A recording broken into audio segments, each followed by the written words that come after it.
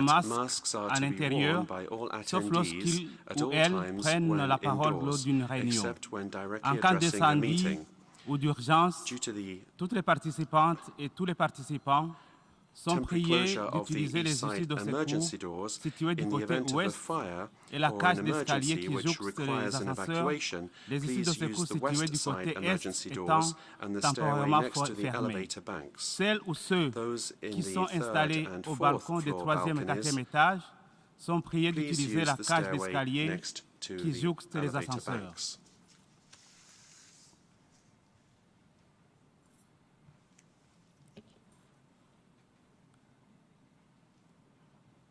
L'Assemblée va entendre l'allocution de son Excellence M. Muhammadu Buhari, président de la République fédérale du Nigeria. Je prie le protocole de bien vouloir accompagner son Excellence.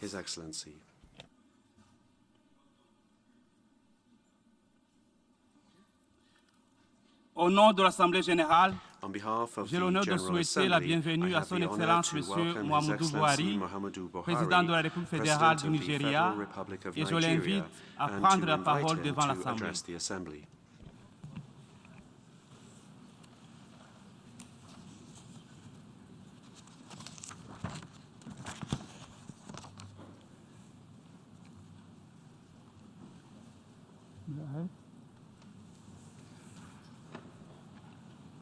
Mr. President, Heads of State and Government, Mr. Secretary General, distinguished delegates, ladies and gentlemen.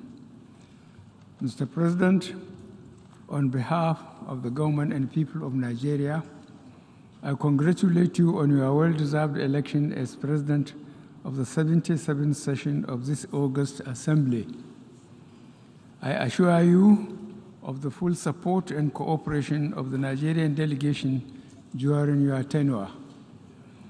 I commend your predecessor, His Excellency Abdullah Shahid, for the many remarkable achievements of the General Assembly under his leadership during these challenging times. May I also congratulate the Secretary General, Mr. Antonio Guterres, on his ceaseless and untiring efforts to promote peace, security, and development, very much in line with his exalted role. Mr. President, the first time I could have addressed this August Assembly was in 1984, when I was the military head of state of the Federal Republic of Nigeria. 31 years later, I had the great privilege to personally address the Assembly in 2015 as the democratically elected president of my country.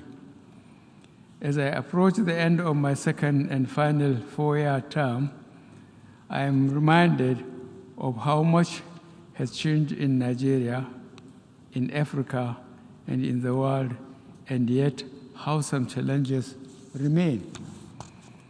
We are now more severely tested by these enduring and the new global challenges, paramount among which are conflicts increasingly being driven by non-state actors, proliferation of small arms and light weapons, terrorism, violent extremism, malignant use of technology, climate change, irregular migration, and disparities in opportunities for improved standards of living.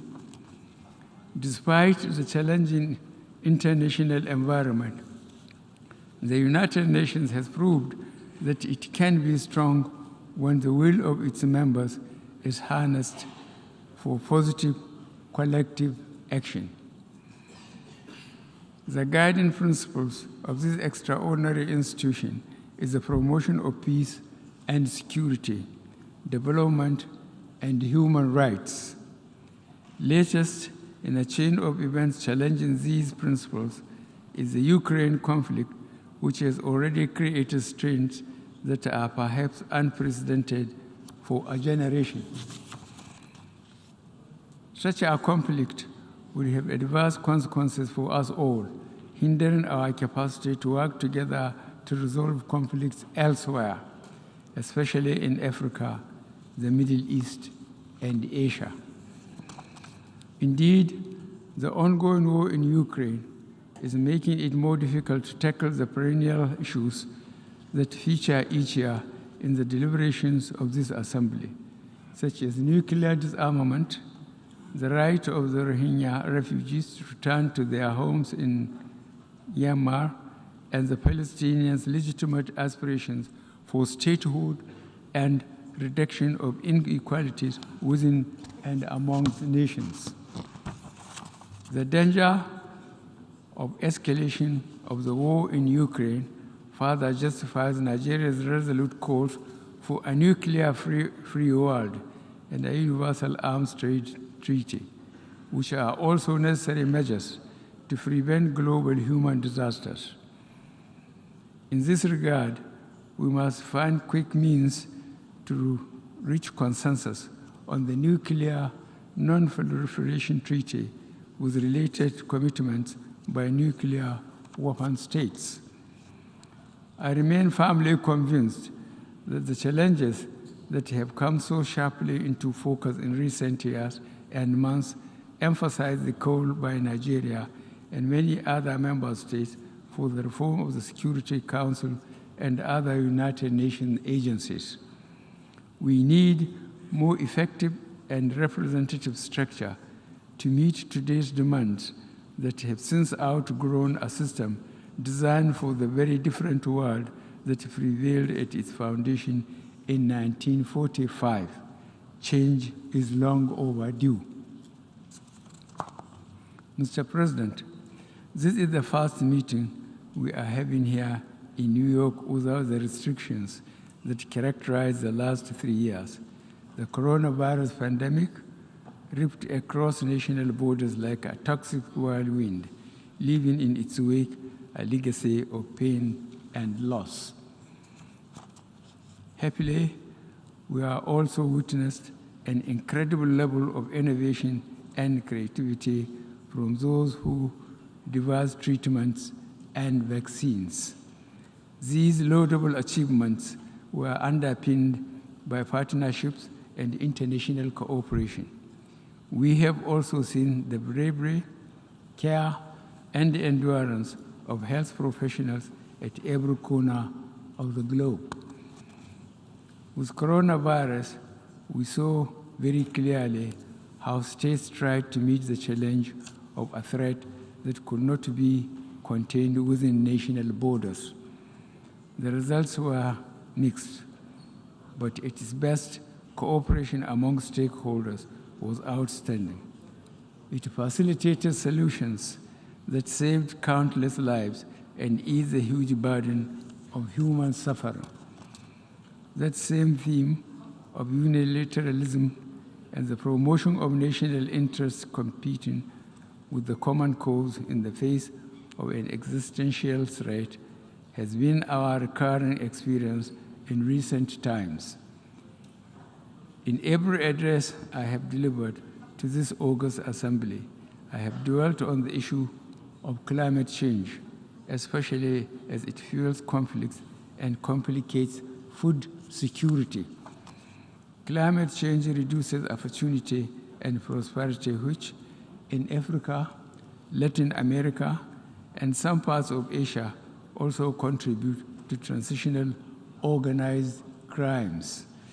As part of Nigeria's effort at achieving our global net zero aspiration, the current administration last year adopted a national climate change strategy that aims to deliver climate change mitigation in a sustainable manner.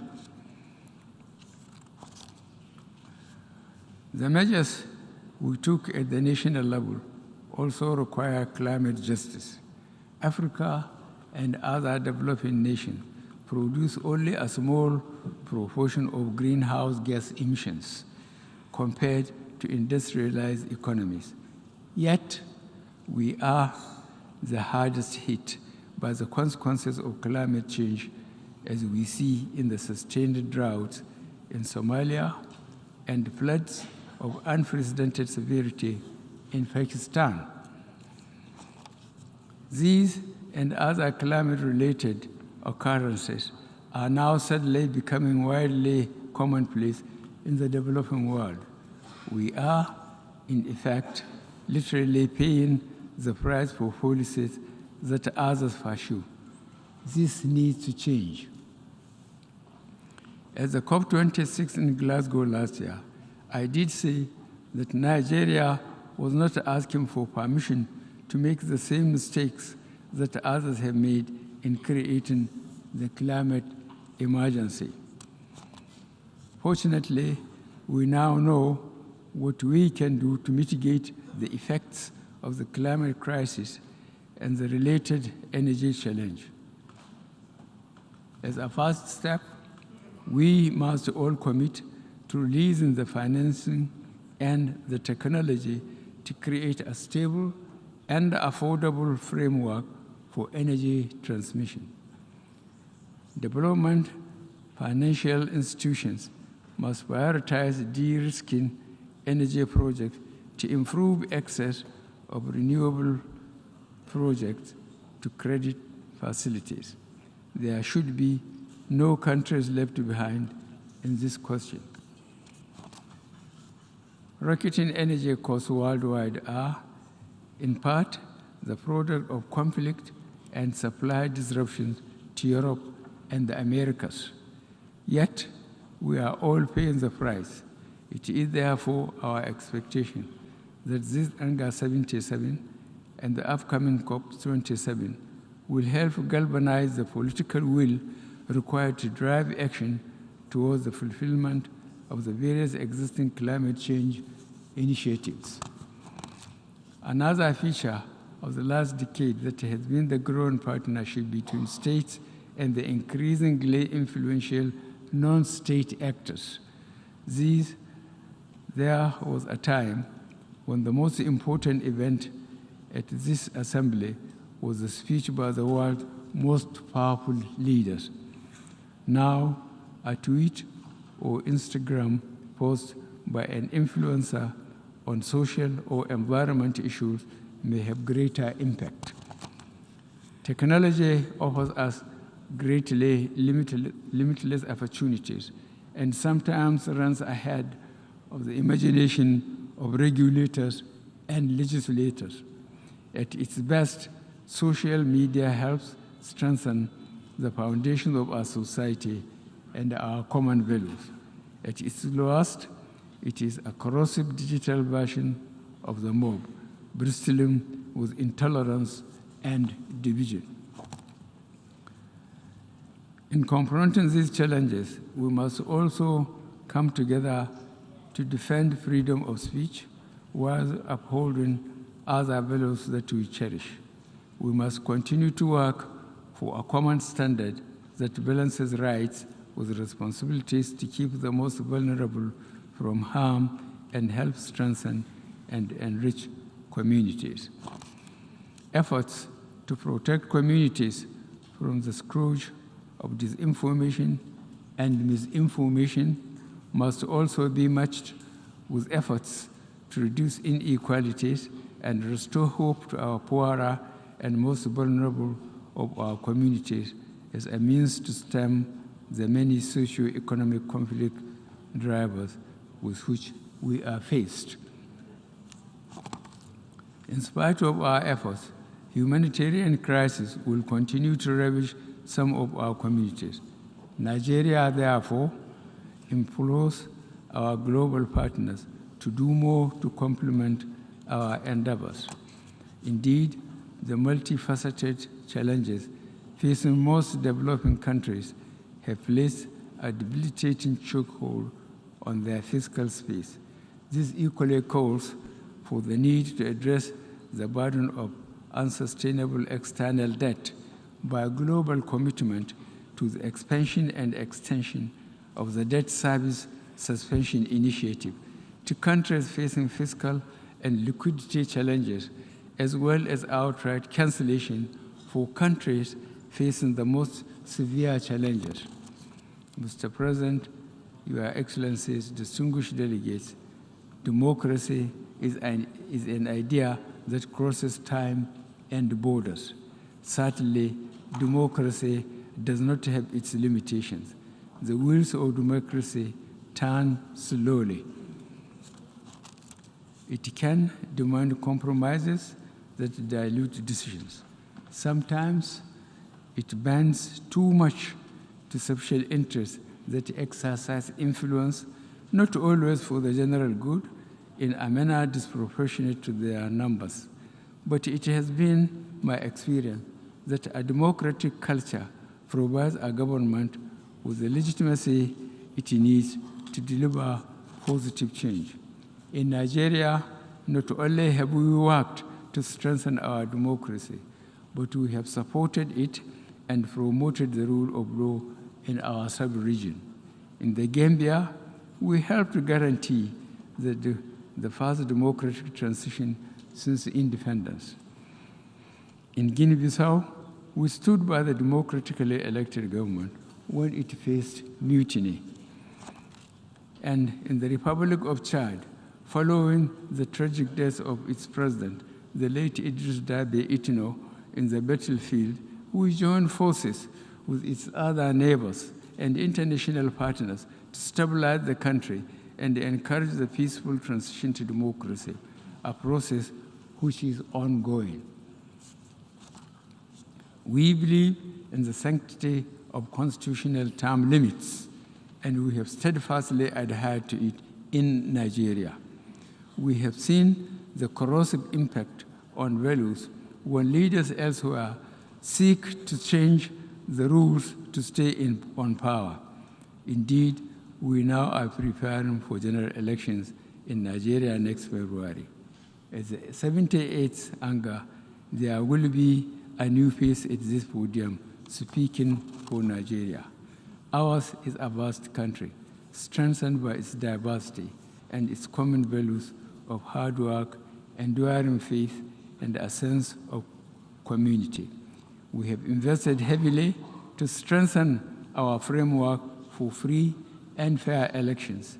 I thank our partners for all the support that they have provided our elections.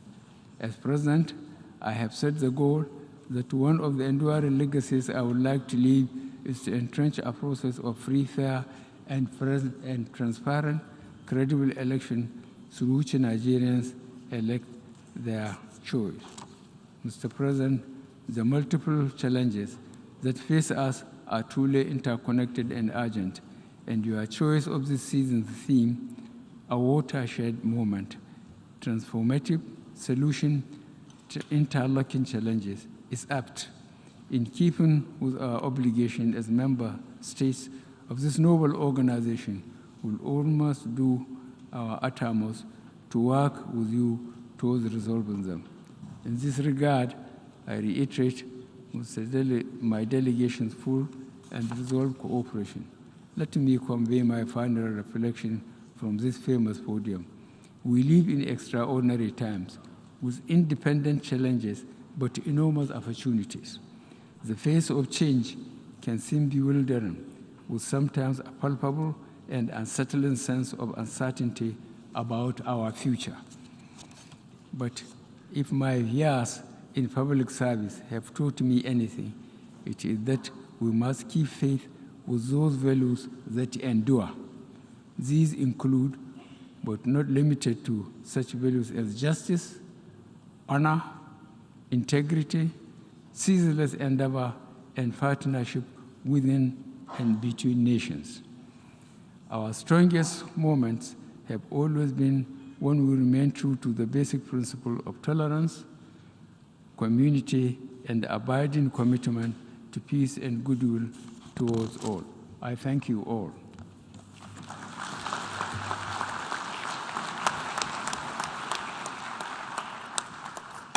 Au nom de l'Assemblée générale, je On tiens à behalf of the remercier le Assembly, I wish président to de la thank the République President fédérale of du the Nigeria Federal pour de Republic son of allocution. Nigeria Et je for the prie le statement just protocole made, de bien and vouloir I request protocol accompagner son to escort Excellence. His Excellency.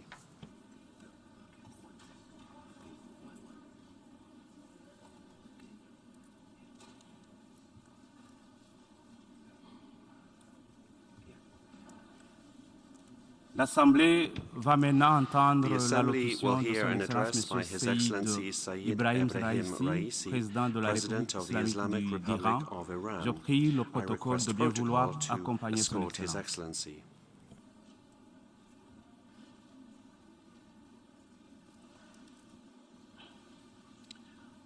Au nom de l'Assemblée On générale, behalf of the General j'ai Assembly, l'honneur de I have souhaiter the la honor bienvenue à to son welcome Excellence His Monsieur Excellency Sayyid Mr. Sayyid Ibrahim Ebrahim Raisi, Raisi, président de la République President islamique of the d'Iran, Islamic et je Republic of l'invite à Iran, prendre la parole devant and to invite l'Assemblée. him to address the Assembly. Assalamu alaikum. Blessings and greetings be upon you in the name of God, the Creator, the Omnipotent, the Most Gracious, and the Most Merciful. May the blessings of the Almighty shine upon the Prophet Muhammad and his descendants and successors. لقد أرسلنا رسلنا بالبينات وأنزلنا معهم الكتاب والميزان ليقوم الناس بالقسط. قرآن كريم. The Holy Quran states, Dear Creator, Omnipotent of the world, accept our regards and respects towards your chosen messengers, Abraham, Moses, Jesus, and Prophet Muhammad, who brought the message of justice, spirituality, and proper behavior and compassionate comportment to the people of the world. And they destroyed the foundations of injustice and lack of fairness to allow humans to build a new world for their future. Ladies and gentlemen, Mr. Secretary General, the foundational need for a better world is justice. All of the hopes and aspirations of humankind are built on justice, and they have the capacity for the creation of such a framework of all-encompassing justice, which means elimination of injustice. We are defenders of a fight against injustice in all of its forms, against humanity, against spirituality, against the Almighty, against the people of the world, no matter where it may occur.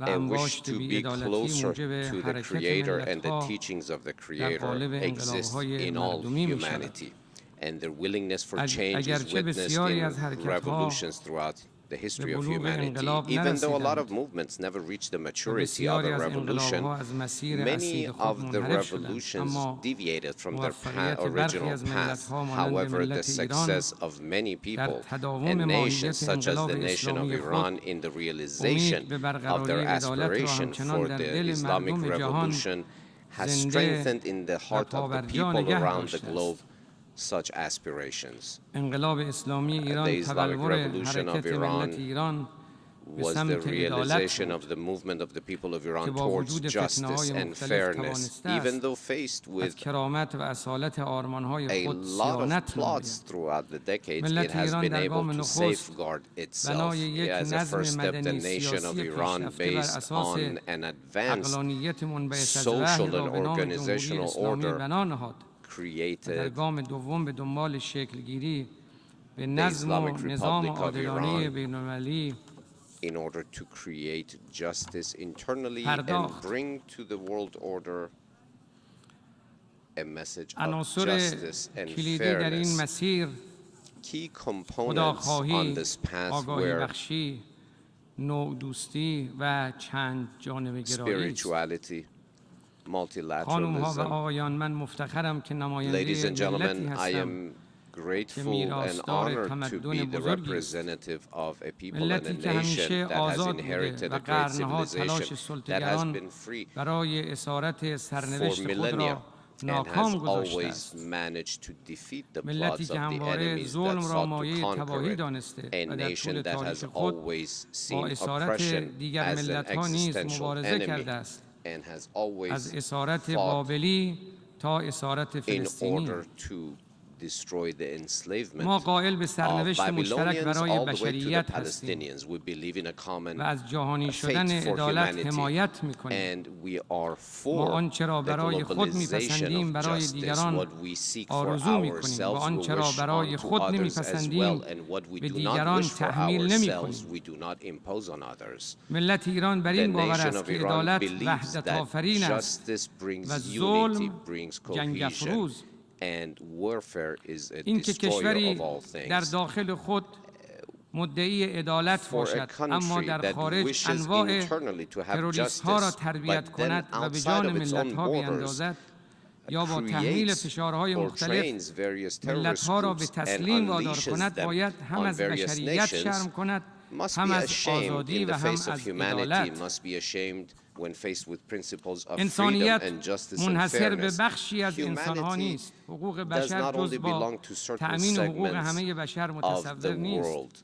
جمهوری اسلامی The ایران Islamic Republic of با Iran, الهام از باورهای دینی و بر مبنای روح و taking نص قانون aspiration اساسی خود from its یکی از constitution کارآمدترین and the سازوکارها values, the spiritual values upon which it is based, یکی از کارآمدترین sees سازوکارها as را one در of the most صیانت از effective ways حقوق to بشر در اختیار safeguard داشته human rights و با مؤثرترین ابزارها and has استیفای used the حقوق most نقض شده هر useful فرد tools را in رسالت order to انسانی، مسئولیت حاکمیتی، وظیفه realize الهی and و assist یک in the مأموریت realization تفویض of شده the از rights سوی of مردم all of the می‌داند. oppressed across the globe, sees جمهوری that as one اسلامی of its استانداردهای inherent دوگانه duties. برخی از The Islamic دولت‌ها Republic of Iran در rejects زمینه some of the حقوق double بشر را standards of some governments مهمترین vis-à-vis عامل human rights نهادینه and sees شدن that نقض as حقوق انسان the دانسته most important که پیامد factor آن which has rendered موضع‌گیری‌های banal the topic متنوع of و human متعدد rights در in the قبال eyes یک of many, رخداد در حال بررسی در because جمهوری this اسلامی is ایران و something that سکوت is مرگبار درباره قتل currently ده‌ها زن بی‌پناه taking در place, a مدت discourse that کوتاهی is در taking یکی از place in the کشورهای Islamic غربی Republic است. of Iran, تا زمانی که این where we دوگانگی started پابرجا speaking of باشد، and creating a حقوق dialogue about بشر the death از of گزند tens of نقض‌های innocent مکرر women در امان in a نخواهد Western country. So until we have these double standards where بالاتر از attention is حقوق solely بشر focused حقوق on one ملت side هاست and not all equally, we will not که have به true راحتی justice and توسط fairness. قدرت‌های Human rights ظالم پایمال می belongs شود. to all, but unfortunately this حق trampled upon by many جوامع بومی governments. کانادا که فرزندانشان The به جای کلاس‌های مدرسه در گروه‌های دست native جمعی حیات tribes of مدرسه دفن Canada, شدند. whose حق تعیین سرنوشت bodies of ملت hundreds of فلسطین، their children حق were توسعه discovered in ملت‌های mass تحت graves in a تحریم، school, the حق rights of حیات the ملت‌های Palestinians, تحت the right to اشغال life یا of قربانی the تروریسم، occupied حق of an زندگی occupied people, of آوارگان those who have بی‌پناه fallen victim to که terrorism, کودکان را در those قفس‌های who seek جداگانه از مادران freedom and و refuge, پدران but خود only محبوس to می‌کنند. have their children locked up همگی in نشان cages. می‌دهند که All جایگاه of this مدعی و shows متهم that در مسئله the place حقوق of the بشر accused نباید and the جابجا شود defender و must اینکه not be ناقضان واقعی حقوق بشر judged شایستگی solely as it اخلاقی is لازم represented by some. برای اظهار نظر It does درباره need حقوق a بشر را ندارند. foundation which many نقش lack these بی‌نظیر days in ایران order در to نابودی claim داعش the right to که فقط یک safeguard مورد از human جنایاتش این بود rights. که When زنان talking کرد about and و ایزدی remembering the و savagery and مسیحی the را به crimes بردگی of می‌گرفت ISIS, of کفایت Daesh, می‌کند that که enslaved نشان دهد Christian ما and در Yazidi جایگاه and مدعی other religious و minorities, مدافع women and حقوق بشر children, هستیم it و shows حامیان when we داعش در entered the جایگاه arena to متهم defeat قرار them, it دارند. shows that we have been clearly on the حضار side محترم، and as defenders of human rights, and اینک در those شرایطی who گرد هم defended آمدیم and که با promoted یک Daesh, واقعیت مهم ISIS, یعنی had to be چرخش و تغییر seated at the جهان table of the و accused. ورود به دوران Dear و نظمی جدید ladies and gentlemen مواجه gathered here هستیم. today, جهان we see کهنه، today that we are جهان witnessing a یک جانبه change of گرایی، the world order, سلطه a طلبی، unilateral world, a غلبه world of سرمایه بر اخلاق و hegemony, عدالت و a world فضیلت، in which توسعه دهنده فقر و finance, تبعیض و financial نابرابری، power به gains کارگیری control خشونت، over تحریم standards و of نقض حقوق behavior, ملت‌ها where و criminal استفاده از and سازمان‌ها و oppressive نهادهای sanctions بین‌المللی به against عنوان ابزار nations and the فشار use of بر کشورهای international مستقل بوده و organizations در as یک a tool کلام of oppression and جهانی exerting pressure on defenseless از هر nations. نظر ناعادلانه.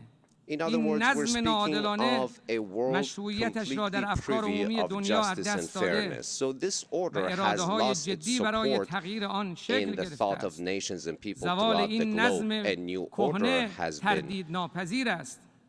has been shaping up منطقه to ما take یعنی its غرب place, and آسیا از it's افغانستان تا عراق، it's لبنان، without a doubt فلسطین that it will و be ایران created سربلند from Lebanon to موزه the بزرگ زوال Palestine-occupied این نظم territories. کهنه است. And all over our region, we علاوه see بر آن the defeated تهدید فزاینده policies of تروریسم such an old و افراطی system. گرایی، Now انحطاط فرهنگی، زوال اخلاق سیاسی، we تضعیف see the trampling upon بی‌سابقه of چند جانبه native گرایی cultures and religions و رشد بیمارگونه and اقدامات standing unjustly نامشروع یک against جانبه، multilateralism. چالش‌های بزرگی بر Unilateral سر راه actions, all of پیشرفت these have همه created جانبه و great تعالی challenges بشر on the پدید path آورنده to است. human progress.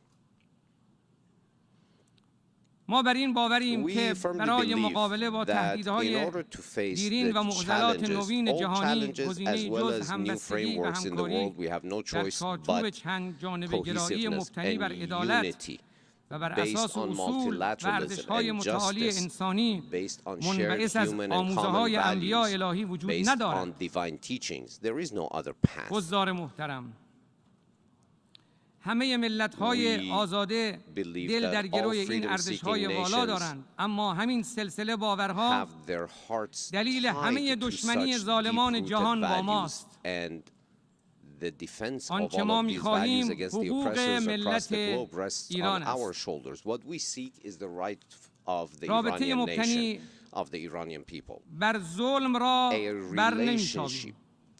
based on ما oppression پای will حقوق not be ملت خود tolerated. ایستاده ایم. We will stand ما firm بر این and باوریم که هر proudly گونه defend رابطه the rights of ستمگری our به people ضرر and our صلح nation. و We امنیت believe جهانی that است any oppressive و action مهمترین is تهدید an برای action against جامعه world peace جهانی and stability, عادی انگاری ظلم است.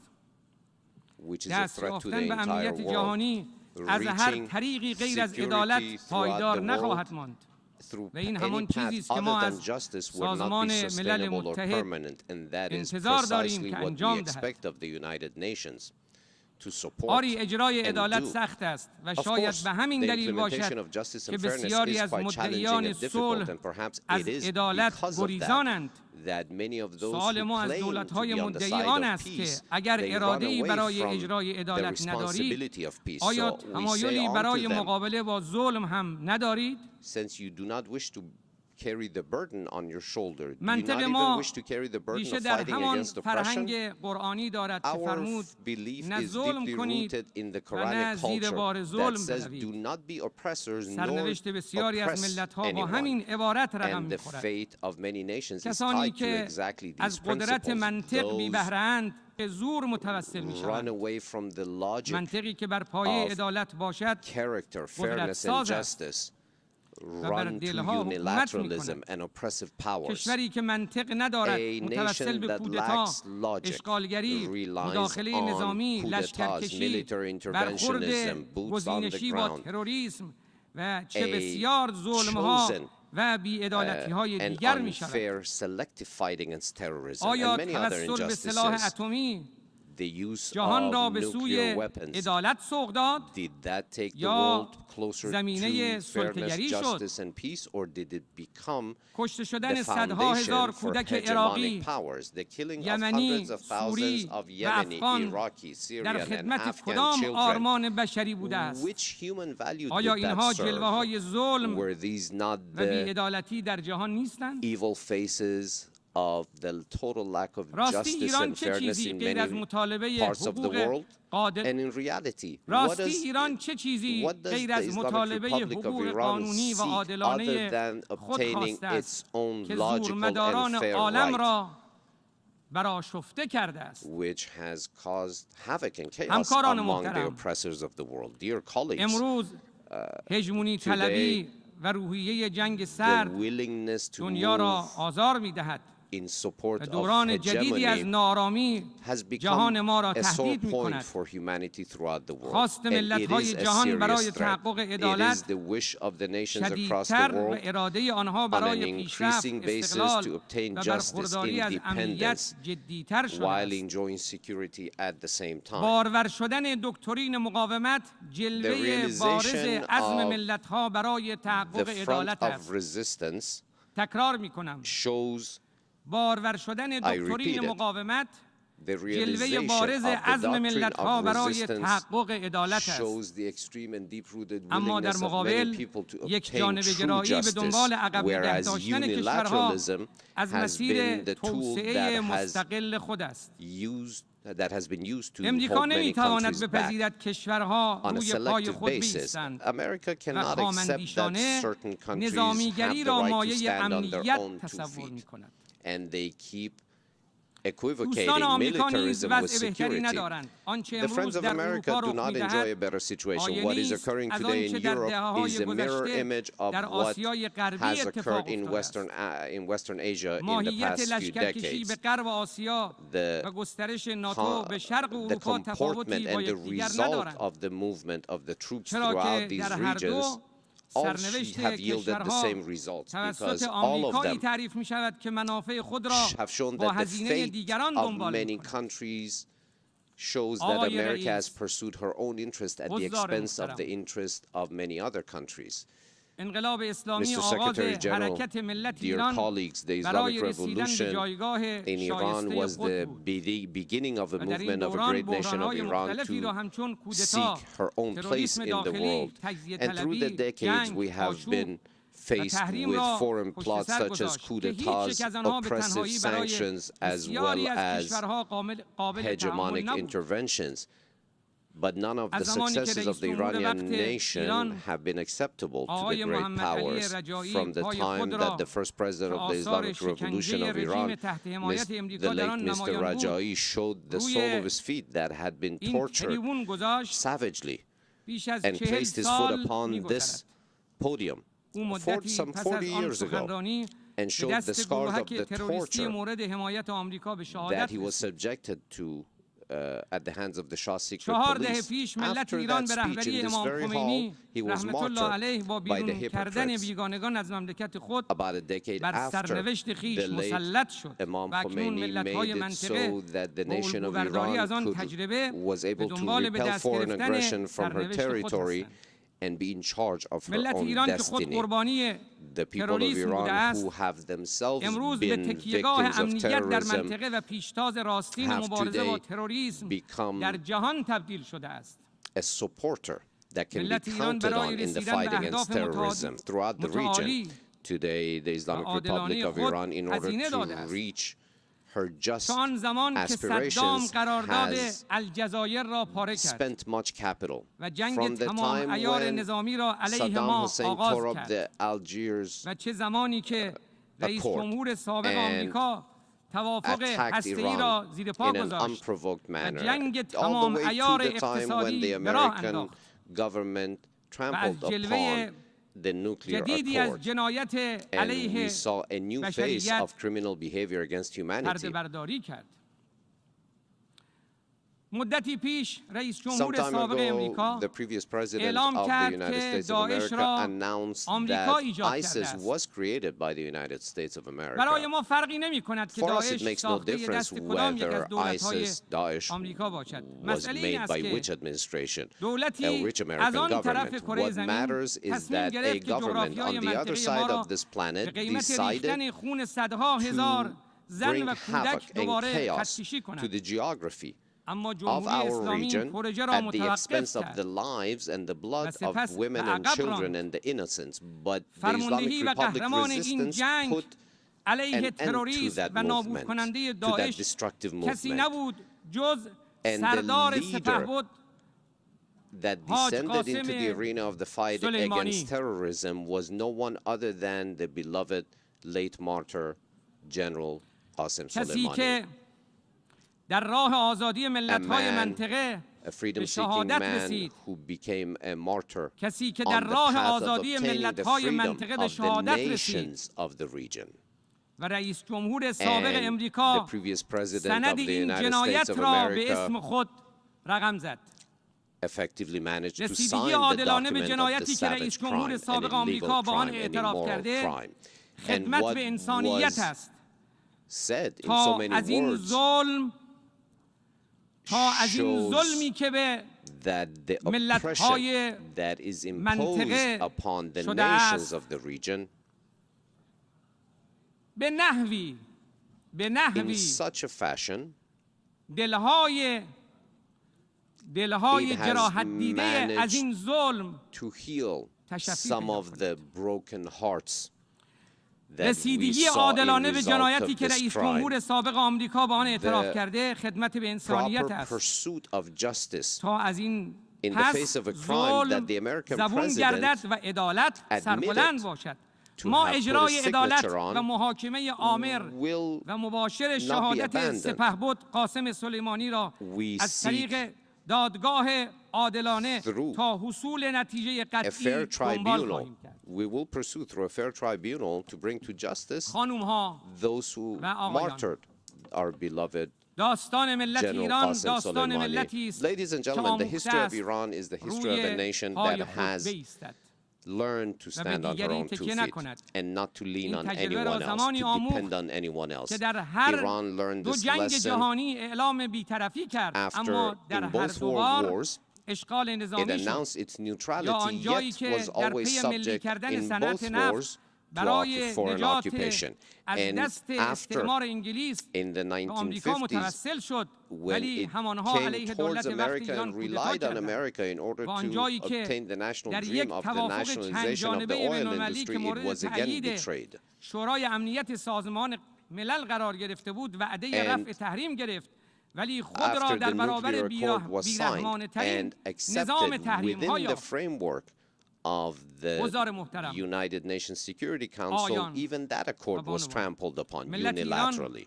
با داشتن همین Mr. نگرش Secretary و General, آن ladies and تجاوب gentlemen, سیاست the nation of ایستادگی Iran has پیشرفت learned the را policy of دنبال resistance کرده and است دقیقاً progress, به خاطر which has نظم سیاسی و been focused مدنی on پیشرفته و pursuing because مستحکم و of an عقلانی advanced ایران and اسلامی logical علیرغم social تحریم order و تهدید in امروز which the یک Islamic کشور قوی Republic of Iran با today, دستاوردهای عظیم despite the علمی و oppressive فنی sanction, به has استقلال become a strong بی‌نظیر در country سطح منطقه و جهان است with many ما impressive معتقدیم goals که in the امروز fields of technology جهان and به knowledge ایران and قوی expertise that نیازمند have been است obtained. We do believe that the امروز world ما در today عین needs a صادرات strong نفت و Iran. گاز Today, while having the شبکه capabilities to گسترده export and توزیع in برق addition to our و گاز exports را of oil در and gas, سراسر کشور ایجاد کرده we ایم do have distribution در networks دانش for و electricity علوم throughout پیشرفته our از vast جمله nation.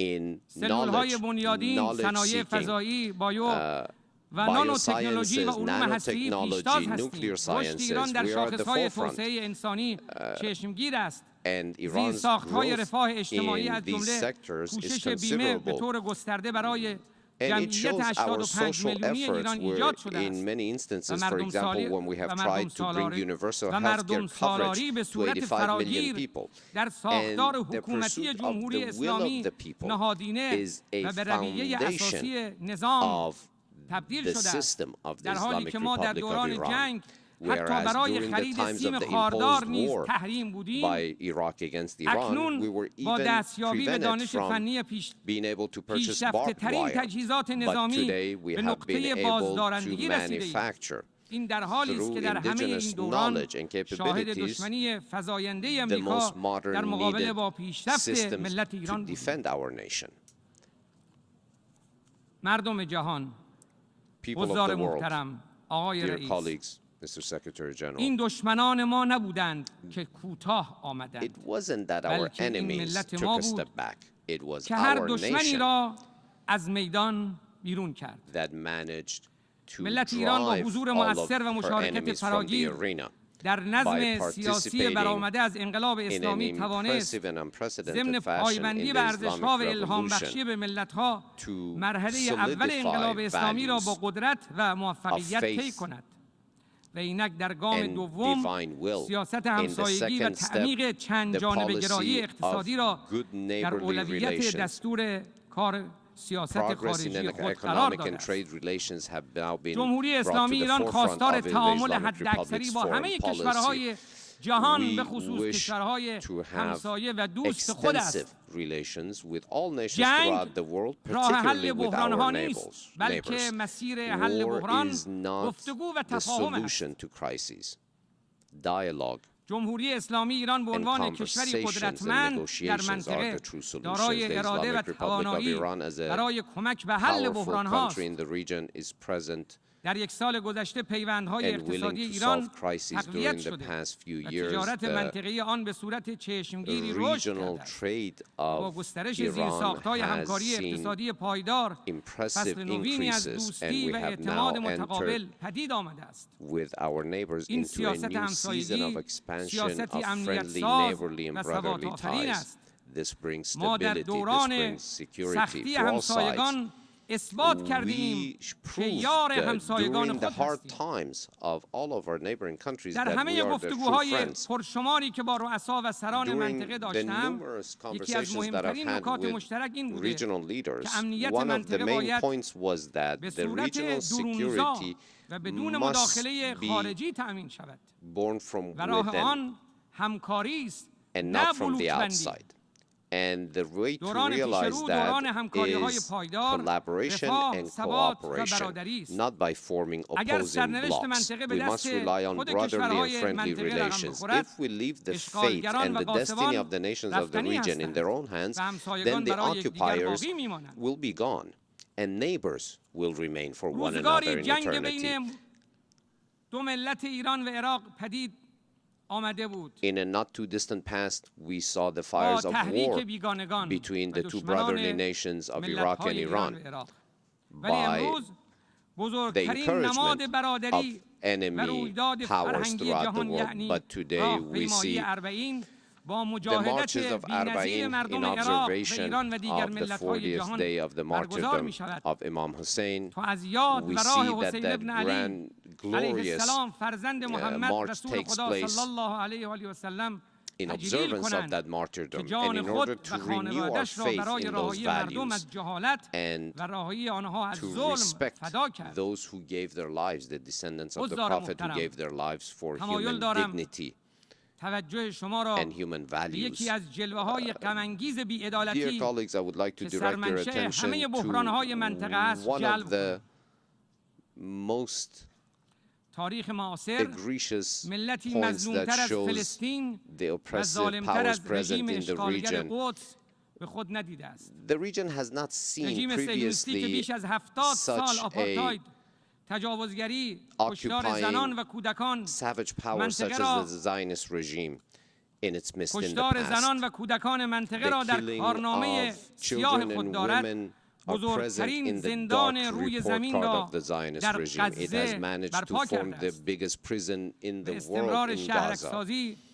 And the building of the expansion of settlements and housing on illegally on Palestinian territories and on Palestinian farms and the killing of their children and new generations shows everyone that 7 decades of Israeli occupation and savagery is still with us and not ending. But the world powers must show why they keep running away and evading the solutions proposed by the Islamic Republic of Iran in order to resolve the Palestinian crisis. All of the Palestinian territory from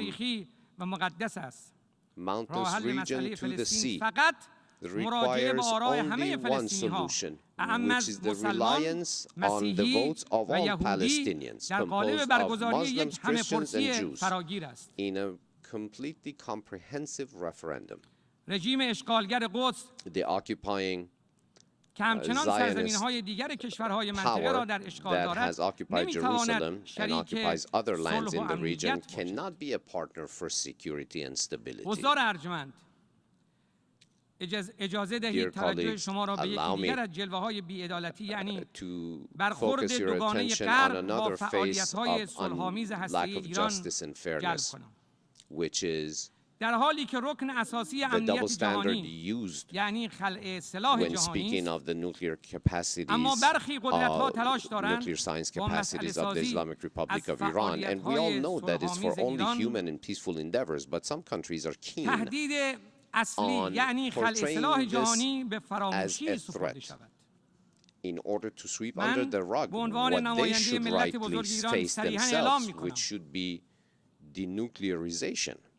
And I announce as جمهوری the اسلامی leader of ایران the به دنبال government of the ساخت Islamic سلاح Republic of اتمی Iran, نیست the Islamic Republic of Iran is not seeking و این to build سلاح or جایی در obtain nuclear دکترین weapons. دفاعی ما ندارد. And such weapons have no place in our این doctrine. حکم حکومتی در فتوای رهبر This معظم انقلاب has اسلامی been امام brought خامنه‌ای into the framework of حفظه a الله تعالی fatwa, of an اعلام شده official است fatwa announced و by برای دولت His و ملت Eminence ایران Supreme Leader Imam فتوای Khamenei, شرعی and a معظم الله از Sharia-based هر نظارت بین‌المللی fatwa نافذتر است. issued by His Eminence is more valuable than این در any حالی است که دولت‌های مدعی measures with any خودشان outside or هم تولید international سلاح‌های agencies. And all هسته‌ای of را this is ادامه taking داده place in an environment where به کار بردند countries themselves who و همین تسلیحات را به seek to رژیم show us unjustly as a صهیونیستی threat هدیه keep دادند. pursuing nuclear weapons and کشورهایی development که and باید testing and have made a gift of خلیع those سلاح weapons of شوند mass destruction to the جایزه Zionist می‌گیرند government. و کشورهایی که به And تعهدات those خود governments that پایبند must be بودند disarmed حتی از حقوق are مندرج در awarded. NPT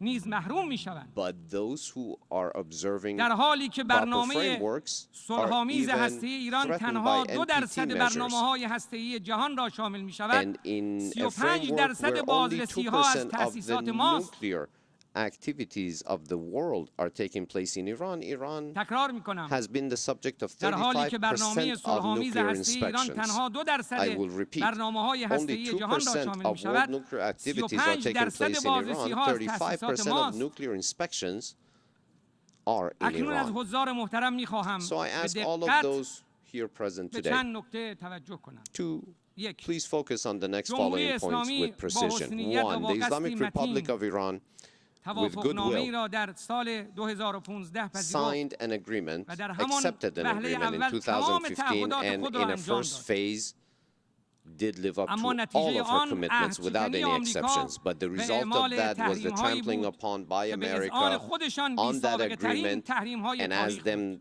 they themselves said in so many words, they were unprecedented measures, oppressive sanctions measures تحریم in history. مجازات Sanctions عدالتخواهی به استقلال ملت ایران است.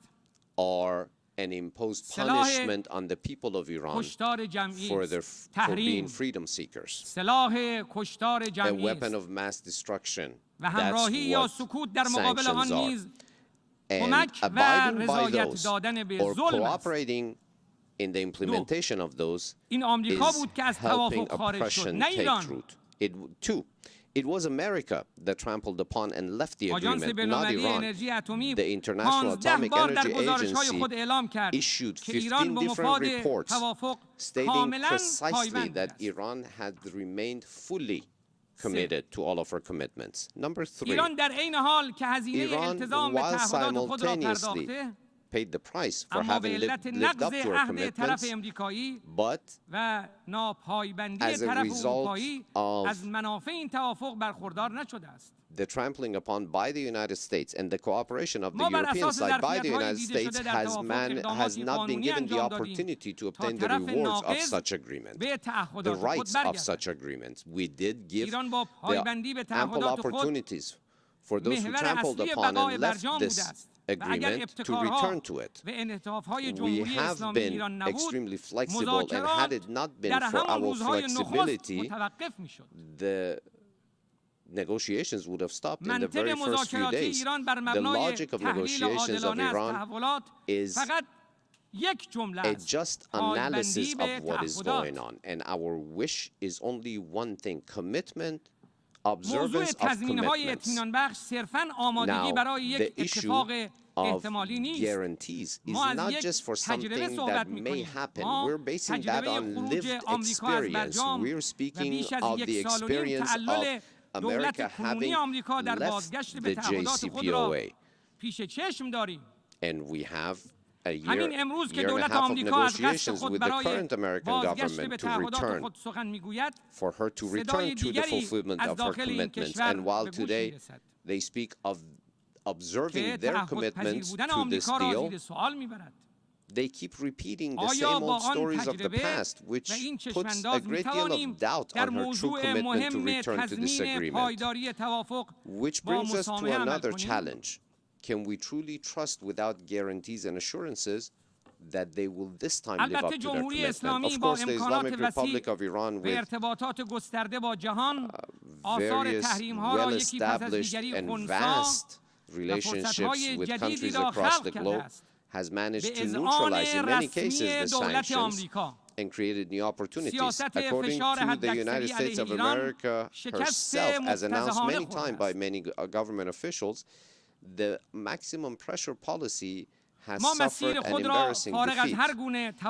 We have found our path independent of any agreement, and we will continue on that path steadfastly.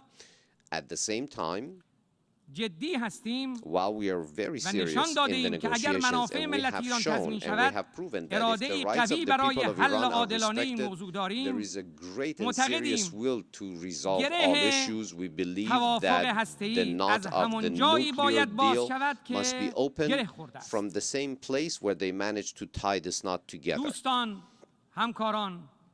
Friends, esteemed representatives of nations, the last part of my words with you is based on the need felt throughout the world for world justice and fairness. Every single one of us, every single human must be a part of building, actively building a new world based on justice, based on human values.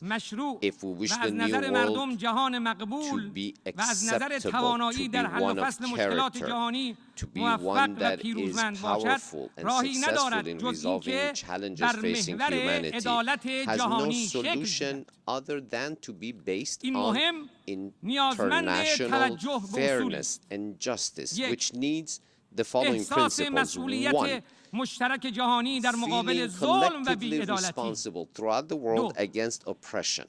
Number two, respect for the wish and will of the people and nations, and refraining from direct engagement in their internal affairs.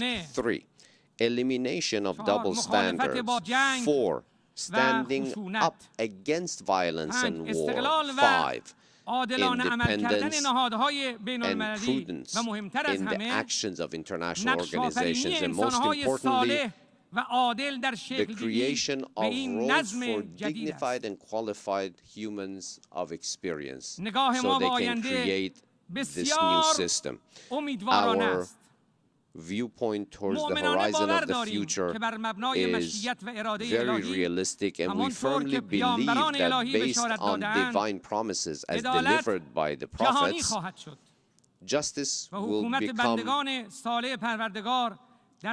take over the world, and those who are true followers of divine commands will be blessed by the reappearance of the last Messiah. I thank you all sincerely for your kind attention. May the blessings of the Omnipotent be on you.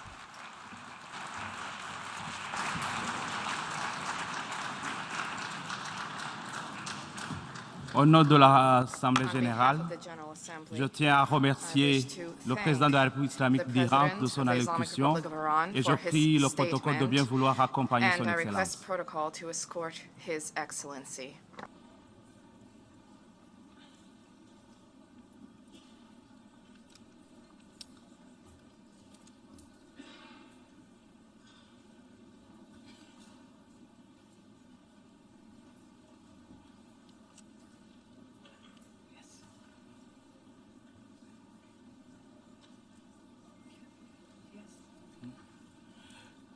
L'Assemblée va maintenant entendre l'allocution de son Excellence Monsieur Khurelsukh Okhna, président de la Mongolie. Je prie le protocole de bien vouloir accompagner son Excellence.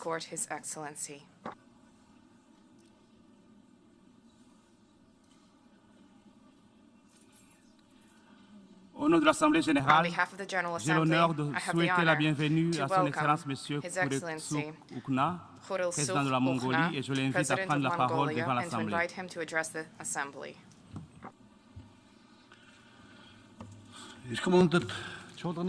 Mr. President, Mr. Secretary General, distinguished guests, ladies and gentlemen, Нэгдсэн үндэсний байгууллагын ерөнхий ассамблеийн 77-р I wish to чуулганы convey дарга my Чаба heartfelt Кроши танд congratulations шин to Your сэтгэлийн талархлыг Excellency Chaba илэрхийлж Kuroshi чуулганы on үйл your ажиллагаанд unanimous өндөр election амжилт as the хүсье юу. President of the UN General Assembly. Ерөнхий and ассамблеийн wish 77-р every чуулган нь success цар тахлын in the дараах work of the дэлхийн улс 77th орнуудын нийгэм session. эдийн We засгийн have no doubt that the 77th сэргэлтийг session of the эрчимжүүлэх, General Assembly will play an тогтвортой important хөгжлийн role зорилтуудыг in ханган intensifying хэрэгжүүлэх, social and уур economic амьсгалын cooperation of the өөрчлөлт, countries of the world сүжилтөө in the тэмцэх, post-pandemic олон epoch, улсад үүсэж буй хямрал, implementing the зөрчилдөөнийг Sustainable яриа Development хэлэлцээ, Goals, combating энхийн замаар climate шийдвэрлэх change арга and замыг desertification, тодорхойлоход and чухал үүрэг determining гүйцэтгэх ways хэмээн to үзэж resolve байна. international crises and conflicts Өнгөрсөн through dialogue 2021 and онд peaceful means. Монгол улс Last нэгдсэн year, үндэсний we байгууллагад бүрэн celebrated the гишүүнээр 60th ирсний anniversary of түүх Mongolia's 60 жилийн full-fledged ойг membership тэмдэглэн to the өнгөрүүлсэн United бөгөөд Nations, and энэ this онд year, манай улс we're observing the 30th нутаг anniversary дэвсгэрээ of цөмийн Mongolia's declaration зэвсгүү of its бүсгэнээ territory зарлсны as a 30 nuclear жил weapon-free zone,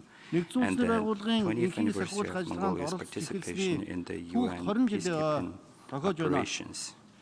Энэхүү түүхийн 60 жилийн хугацаанд Монгол улс Therefore, on behalf of my country and people, it's great privilege for me to state from this honorable podium that during these 6 decades, Mongolia has been responsible member of the United Nations, actively participating in multilateral cooperation of the international community, and making tangible contribution to global peace and security, as well as well-being and development of mankind.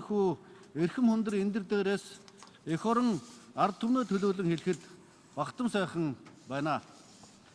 Эрхэм чуулганы дарга Mr. President, хүндрэлтний өмнө тулгамдсан the whole ядуур world тэгш бас is байдал going through hard times of difficult ordeals and challenges, түүнээс улбаасан such as хэлгээд poverty, тэр inequality, логистикийн хүндрэл climate change, бараа pandemic, бүтээгдэхүүний үнийн өсөлт and the pandemic-driven difficulties to customs, transport, and logistics, price increase, inflation, as well as geostrategic and geopolitical tensions. хамтдаа туулж байна. Ард иргэдийнхээ амнаас эрүүл мэндийг хамгаалахын тулд улс орнууд хил хязгаараа хааж According to the Stockholm International Peace Research Institute report, even in the difficult times when the countries of the world were closing their borders, imposing restrictions and quarantines to protect their lives and half of their citizens from COVID-19 pandemic, and running into economic crises, the world military expenditure continued to grow in 2021, reaching an all-time high of $2.1 trillion. If this huge budget and funds spent on the military and armaments were dedicated to the least developed and developing countries, how many millions of children's future would have been brighter? How many millions would have been lifted out of poverty? How many millions would have been freed from hunger and disease? How many millions would have had food and opportunity for education, employment, and places to live? It is time for all of us to ponder and reflect on what progress could have been achieved if this huge amount of money had been spent on the pressing issues of combating global warming and climate change. It is truly regrettable that the situation in the world is deteriorating, and mistrust and misunderstanding are deepening, even though in the 20th century, mankind has had enough sufferings, such as the scourge of the 2 world wars, the Cold War divide, interreligious conflicts, and terrorism. Therefore, in today's complex reality, we should always strive to learn from mistakes of the past, uphold mutual trust, understanding, and respect, and make every effort to resolve any misunderstanding, conflict, or war by peaceful means and dialogue. 8 centuries ago, our ancestor, the great Genghis Khan, united all Mongolian valors, founded the great Mongolian state under the power of the eternal blue sky, put an end to the centuries-long wars and conflicts, pacified West and East under the statehood rule of justice, and established the Pax Mongolica and the vast terrain of Eurasia. Scholars and researchers around the world view the establishment of the Pax Mongolica as an important contribution of Mongols to the world history and the advancement of humankind, and emphasize that Pax Mongolica played an important role in the development of free trade between countries, laid the foundation for diplomacy and exchange of envoys, as well as proclaimed the ideas of religious freedom and the rule of law without imposing one's culture and religion on others. The UNGA resolution entitled 800 Years of Mongolian Statehood, adopted in 2005, highly appreciated the contribution of Mongols to the history of mankind and recognized that the nomadic civilization influenced inter-alia societies across Asia and Europe, and in turn absorbed influence from both East and West, and in a true interchange of human values, further recognized the important role played by a strong and persistent nomadic culture in the development of extensive trade networks and the creation of large administrative, cultural, religious, and commercial centers, and likewise acknowledged the ever-increasing significance and relevance of a culture of living in harmony with nature, which is inherent in nomadic civilization in today's world. This indicates that Pax Mongolica contained progressive ideas which could form the basis of the collective efforts of the international community to maintain peace and stability in the modern world. Therefore, we, the descendants of the founders of the Pax Mongolica, call on the international community to understand each other, cooperate, and manage any conflict through peaceful dialogue, so that our blue planet will be at peace and the Pax Globalica will be established. We further call on people of the world to combine efforts to achieve this noble goal. Mongolia has consistently pursued a peace-loving, open, multi-pillar and independent foreign policy. A clear recognition of this policy by the international community was expressed by the UN Secretary General Antonio Guterres as a, and I quote, a symbol of peace in a troubled world, end of quote, during his official visit to Mongolia in August 2022. Mongolia has been actively participating in the promotion of international peace and security, as well as peacekeeping efforts, and has put forward numbers of proposals and initiatives in the past. A notable example of which is the declaration of this territory as a nuclear weapon-free zone. In his statement at the opening of the 10th REFCON of the NPT, the UN Secretary General warned that humanity is just one misunderstanding, one miscalculation away from the nuclear annihilation. In this connection, I urge not only member state parties to the treaty, but also all UN member states to exert political will and courage to build a world free of nuclear weapons, unite and work together wholeheartedly and faithfully for the sake of our Mother Earth, peace, and future generations.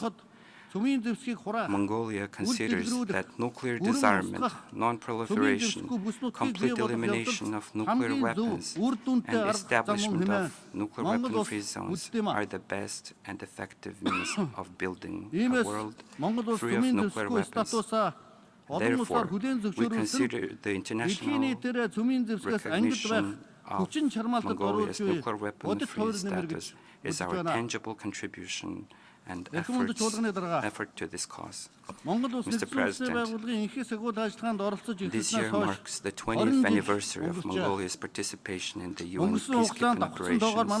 During this period, more than 20,000 Mongolian military personnel have served in the UN peacekeeping operations and other international peacekeeping operations in hotspots around the world. Since 2006, when Mongolia sent its first female officer to the UN peacekeeping operations, by the number of female peacekeepers, we are among the top 20 and the ranking of 120 troop contributing countries. Mongolia is firmly committed to the implementation of the UN Security Council Resolution 1325 on women, peace and security, and the call by the UNDPKO to increase the number of women serving in the UN peacekeeping operations to 15% by 2027. Within the framework of this objective, at the initiative of Mongolia, we have hosted an international conference on strengthening the role of women in peacekeeping last June. The conference, which brought together female peacekeepers from more than 30 countries and representatives of the international organizations, became a notable event for sharing and exchanging knowledge, experience, and lessons learned. We have also put forward an initiative to host this conference every 5 years. And it is our hope that the UN, relevant UN entities and troop contributing countries will support this proposal. It is my pleasure to underscore that the United Nations and its leadership have been greatly appreciating the genuine contribution of peace-loving Mongolia to the UNPKO and the sacred cause of strengthening international peace and security, and rendering full support to our proposals and initiatives. Mr. President, Mongolia has consistently proposed the establishment of a dialogue mechanism with the view to contribute to the peace and security in the Northeast Asian region and the efforts of the international community to denuclearize the Korean Peninsula. In this context, in 2013, Mongolia has launched the initiative to organize the international conference on Ulaanbaatar Dialogue on Northeast Asian Security. Last June, we have organized the 7th International Conference of the Ulaanbaatar Dialogue on Northeast Asian Security and discussed a broad range of issues, including regional security, power grid, green development, opportunities for humanitarian cooperation, and the post-COVID economic recovery. The results of the conference demonstrate that the significance of the Ulaanbaatar Dialogue Initiative has grown, and it is transforming into an open and inclusive mechanism, gathering government officials and the academia from countries in the sub-region and beyond, and representatives of international organizations. In the face of frequent natural disasters and communicable disease, the creation of an integrated regional infrastructure for disaster risk reduction and humanitarian assistance is becoming one of the most pressing security issues in Northeast Asia. With this in mind, Putin put forward an initiative to establish an integrated platform for disaster risk reduction for the Northeast Asian region in Mongolia in 2018, and now we're bringing forward a proposal to establish a regional humanitarian hub or warehouse based on the Ulaanbaatar International Airport affiliated facilities.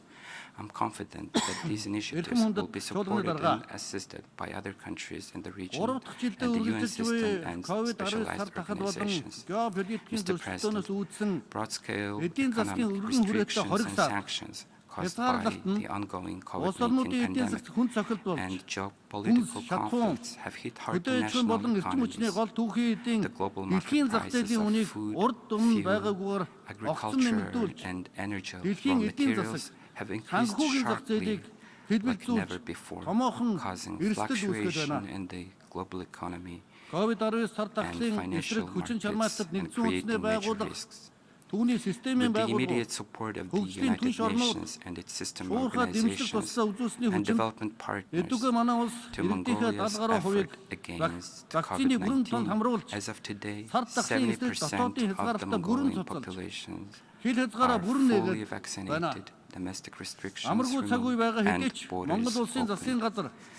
Though we are going through an uneasy period, the government of Mongolia is implementing the new recovery policy developed in coherence with the Sustainable Development Goals. The policy focuses on improvement of road, railway, and border point infrastructure, increase of energy resources, intensification of industrialization, as well as urban and rural development, and enhancement of public-private partnership and productivity. Furthermore, despite tough times of the pandemic and new normalcy, Mongolia is putting effort to accelerate digital transition and adopted a package of new laws on digital development.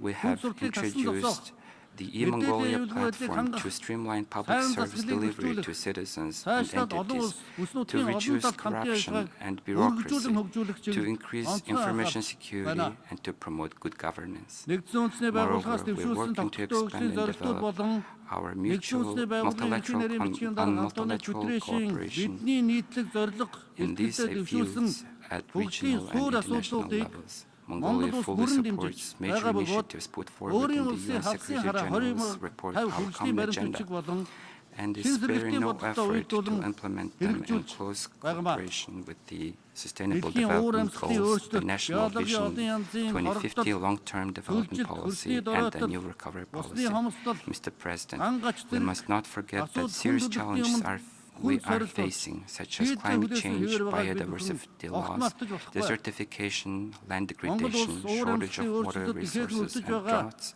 are still awaiting solutions. Mongolia is one of the countries most affected by climate change.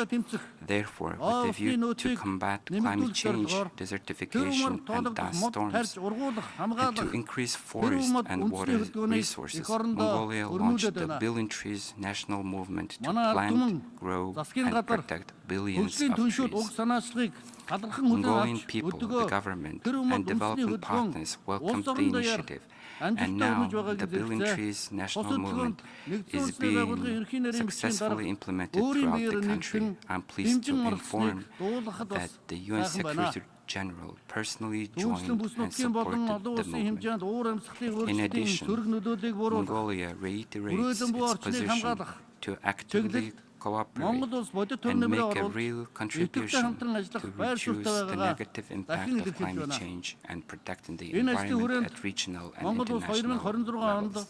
In this context, it is my pleasure to inform that Mongolia will be hosting the 17th session of the Conference of the Parties to the UN Convention to Combat Desertification in 2026. Another issue which should be brought to the attention is the scarcity of pastures, as the space for nomadic livestock is shrinking day by day, and nomadic civilization is facing a danger of extinction.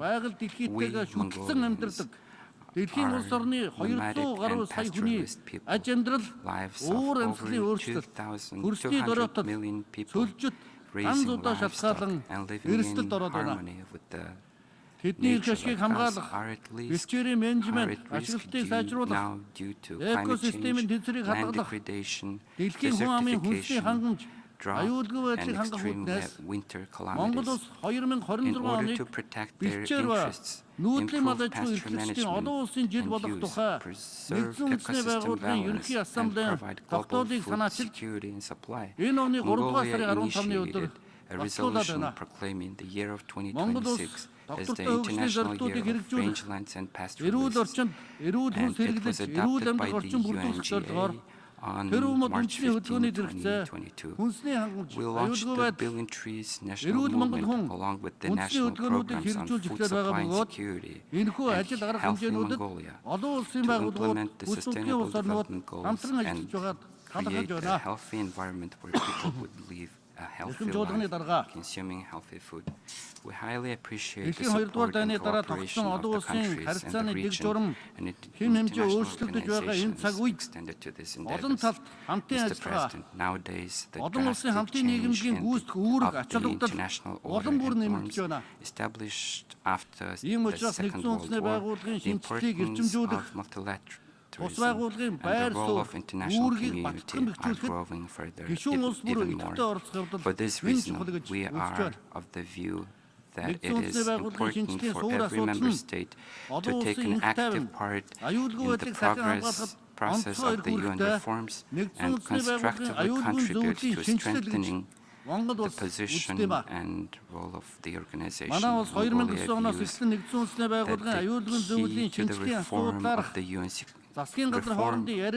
is the reform of Security Council, which bears the primary responsibility for the maintenance of international peace and security. Since 2009, Mongolia has been regularly participating in the intergovernmental negotiations on the UN Security Council reform, expressing its principal positions. Developments in recent years have proven that the UN General Assembly is the most important platform for discussing global peace, security, human rights, and development issues. So we deem that strengthening the role of UN General Assembly is important to ensure the balance of power among countries and bring out voices of small and developing countries more vividly. Lastly, I wish to call upon the member states to support the UN Quintet of Change outlined in the Secretary General's report, our common agenda for the more effective UN 2.0, and let us collectively exert efforts to ensure global peace, security, development, and prosperity. May the eternal blue sky bless us, the mankind, forever. Thank you for your attention. Au nom de l'Assemblée générale, je tiens à remercier le président de la Mongolie pour son allocution et je prie le protocole de bien vouloir accompagner son Excellence. L'Assemblée va maintenant entendre l'allocution de son Excellence M. Paul Kagame, président de la République du Rwanda. Je prie le protocole de bien vouloir accompagner son Excellence.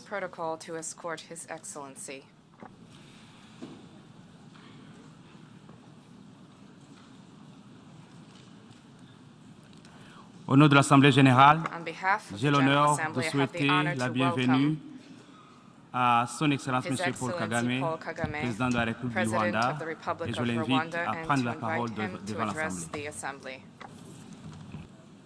President of the General Assembly, the Secretary General, Excellencies, Heads of State and Government, distinguished delegates. The Secretary General's landmark report, Our Common Agenda, has only grown in value since it was launched 1 year ago.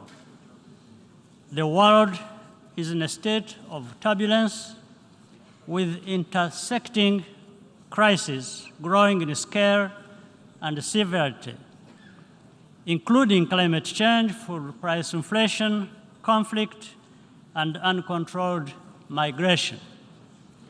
These challenges all require multilateral cooperation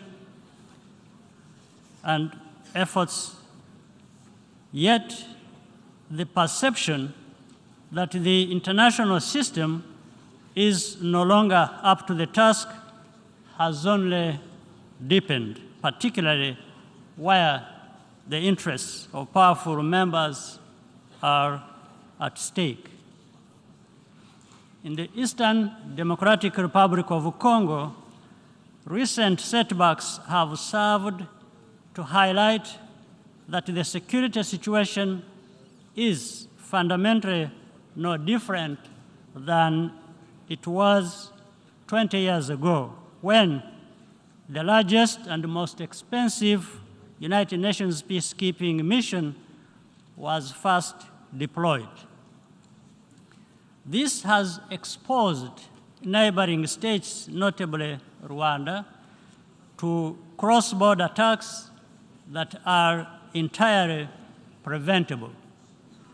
There is an urgent need to find the political will to finally address the root causes of instability in Eastern DRC.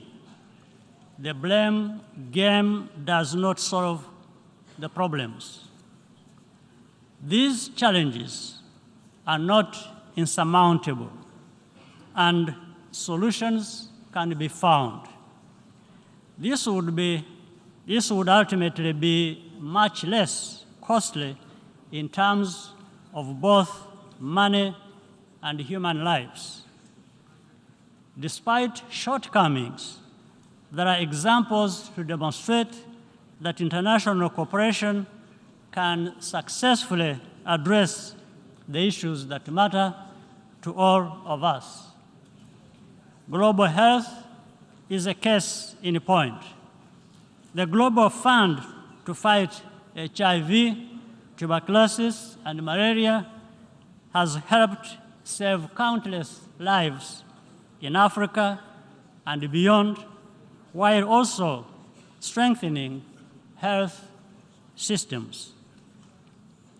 I hope that all countries will respond strongly and sustain their commitments at the 7th Global Fund replenishment session, chaired by President Biden later today. Africa is doing its part, but must do more. For sustainability, external funding must go hand in hand with increased domestic financing for health.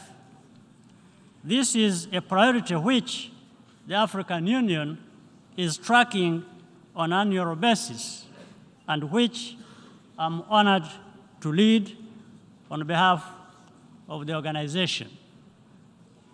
We're also working with partners to bring end-to-end vaccine manufacturing to our continent, notably through collaboration with BioNTech and strong support from the European Union.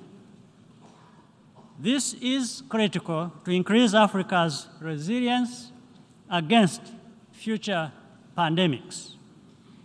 I commend the Secretary General for convening the Transforming Education Summit earlier this week.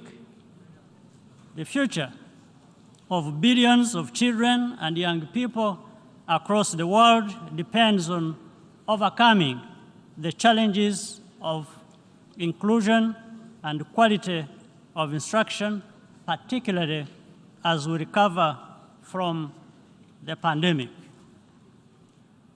Away from the headlines, the United Nations and other multilateral institutions retained the ability to set an agenda around which we can all rally. At the recent Commonwealth Heads of Government meeting in Kigali, leaders adopted an ambitious program of action, including special instruments on living lands, sustainable urbanization, and child care protection and reform. We also agreed to prioritize public-private partnerships to create digital jobs for young people across the Commonwealth. The future is digital, and transformation is happening now, as evidenced by ongoing work of the Broadband Commission for Sustainable Development and the Smart Africa Secretariat. High-quality digital jobs are a practical response to the underlying drivers of irregular migration by closing the human capital investment gap that separates high and low income countries. To ensure that the benefits are equally shared, we must continue investing equitably in emerging technologies such as artificial intelligence. In the area of peace building and counterterrorism, regional initiatives can complement the important work of the United Nations. Regional and bilateral initiatives have been proven to make a big difference, whether in the Central African Republic or the successful engagement to contain violent extremism in northern Mozambique, conducted by Rwanda and the Southern African Development Community.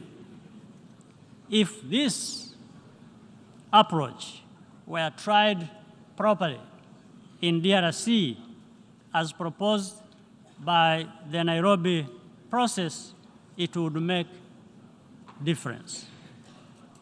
However, to be sustainable, such efforts require consistent financial support from the international community. A lot is at stake, and time is not on our side. We cannot anticipate or prevent every crisis, but we can be better prepared to react quickly and effectively when needed, especially if we work together. I thank you for your kind attention.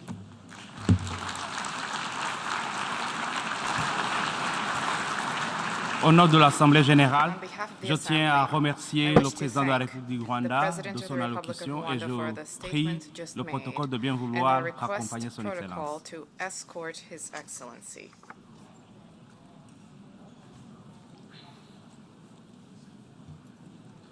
L'Assemblée va maintenant entendre l'allocution de son Excellence Monsieur Sefik Zaferovic, président du Collège présidentiel de la Bosnie-Herzégovine. Je prie le protocole de bien vouloir accompagner son Excellence.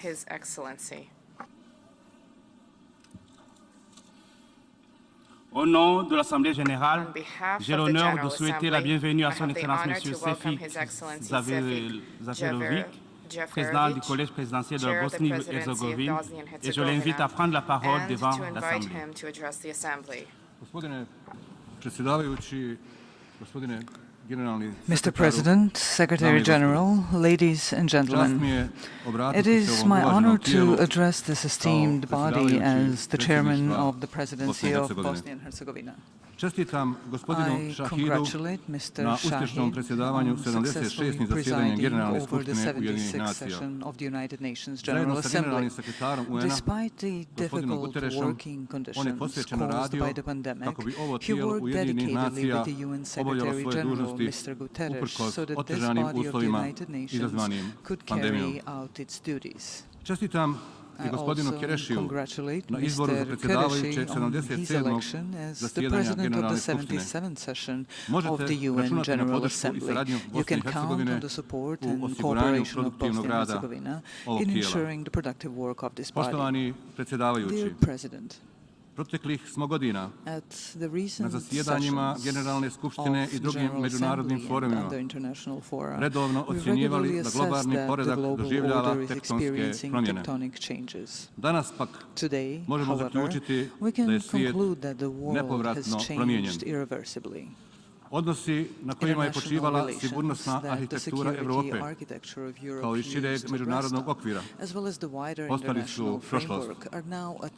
U trenutku dok se gradovi i sela u Ukrajini suočavaju sa zastrašujućom stvarnošću rata, najmanje što možemo učiniti jeste da ne šutimo o tome. Ne smijemo šutjeti, naročito u ovoj zgradi, u Ujedinjenim nacijama, koje su i uspostavljene s ciljem sprečavanja i zaustavljanja onoga što se trenutno dešava u Ukrajini. Na koncu, naročito ne smijemo šutjeti mi u Bosni i Hercegovini, koji i sami imamo živo osjećanje na užase rata i agresije. Kao i u slučaju moje države, u periodu između 1992. i 1995. godine, sistem Ujedinjenih nacija, nažalost, ponovo nije bio u stanju ni da spriječi ni da zaustavi rat u Ukrajini. Tu prvenstveno mislim na Vijeće sigurnosti, kao tijelo zaduženo za zaštitu međunarodnog mira i sigurnosti u svjetlu principa koji su definirani Poveljom Ujedinjenih nacija. Za razliku od Vijeća sigurnosti, koje zbog unutrašnjih odnosa i blokada evidentno nije u stanju ispuniti svoje obaveze, Generalna skupština Ujedinjenih nacija je ogromnom većinom usvojila rezoluciju o agresiji na Ukrajinu. Navedenom rezolucijom ovog tijela potvrđeni su neupitni principi Povelje Ujedinjenih nacija i drugih akata međunarodnog prava kojima se zabranjuje upotreba oružane sile i nalaže se državama da mirnim sredstvima rješavaju nesporazume. Iskazana je podrška teritorijalnom integritetu i suverenitetu Ukrajine, a postupci Ruske federacije nedvosmisleno su nazvani agresijom, te je upućen zahtjev da se ista zaustavi. Odbačeni su i secesionistički potezi pojedinih regiona unutar Ukrajine, usmjereni protiv njenog teritorijalnog integriteta. Bosna i Hercegovina je podržala ovu rezoluciju i stala na pravu stranu historije. Skupa sa još 140 država, a u skladu s obavezama iz Povelje UN-a, našim ranije zauzetim stavovima i našom obavezom prema sporazumu o stabilizaciji i pridruživanju da pratimo vanjsku politiku Evropske unije. Iako ova rezolucija nema snagu da zaustavi rat, ona ima snagu da zaustavlja neistine. Sasvim jasan i dvosmislen jezik ovog najvišeg međunarodnog foruma smanjuje do krajnje mjere prostor svima koji pokušavaju relativizirati istinu. Prvi korak ka svakom rješenju je kazati istinu i poštovati je. Izražavam nadu da će u što skorijem roku doći do mira, kako bi ljudi u Ukrajini mogli normalno živjeti i kako bi se raseljeni vratili svojim kućama. Poštovani predsjedavajući, rat u Ukrajini, kao i posljedice pandemije, doveli su do ogromnih promjena u svim sferama života. U aktualnom trenutku to se najviše izražava kroz duboku energetsku krizu, inflaciju, ukupnu recesiju i ugroženost snabdijevanja, naročito kada je riječ o hrani. Pred svima nama je vrlo teška i izazovna zima. Globalno tržište i međunarodna slobodna trgovina omogućile su enorman napredak u svim krajevima svijeta. Iskorjenjivanje gladi, dostupnost roba široke potrošnje, kontinuirani ekonomski rast u svim krajevima svijeta, sve su to neupitni benefiti globalne ekonomske liberalizacije. Čvrsto povezujući razne dijelove zemaljske kugle, globalizacija nas je učinila međusobno ovisnim. Snažne ekonomske, sigurnosne i političke međurelacije proizvele su sve više integriran globalni okvir u kojem se svi oslanjaju jedni na druge u raznim sferama od ekonomije do sigurnosti. Istovremeno, međuovisnost raznih krajeva svijeta je izvor i ranjivost globalne zajednice. To je pokazala pandemija, kada je došlo do blokade saobraćajnih i snabdjevačkih kanala. To pokazuje trenutna kriza u vezi s ratom u Ukrajini, kada zbog blokade izvoza pšenice iz ukrajinskih luka prijeti glad zemljama u razvoju na afričkom i azijskom kontinentu, ili kada se veći dio evropskog kontinenta suočava sa energetskom krizom zbog ovisnosti od ruskog gasa. Zbog nekih poteškoća koje je izazivao proces političkih i ekonomskih integracija, proteklim godinama nerijetko smo mogli svjedočiti zagovaranju političkog suverenizma i ekonomskog protekcionizma, posljedice transformacije razvijenih zemalja iz industrijskih u postindustrijske, zatim migracije na koncu pandemija, jer su povod mnogima da zagovaraju podizanje ekonomskih, pa čak i doslovnih zidova i živih ograda. Radi se o stranputici. Rješenje za navedene probleme nije u zatvaranju, već u otvaranju. Rješenje nije u manje saradnje, već u više saradnje.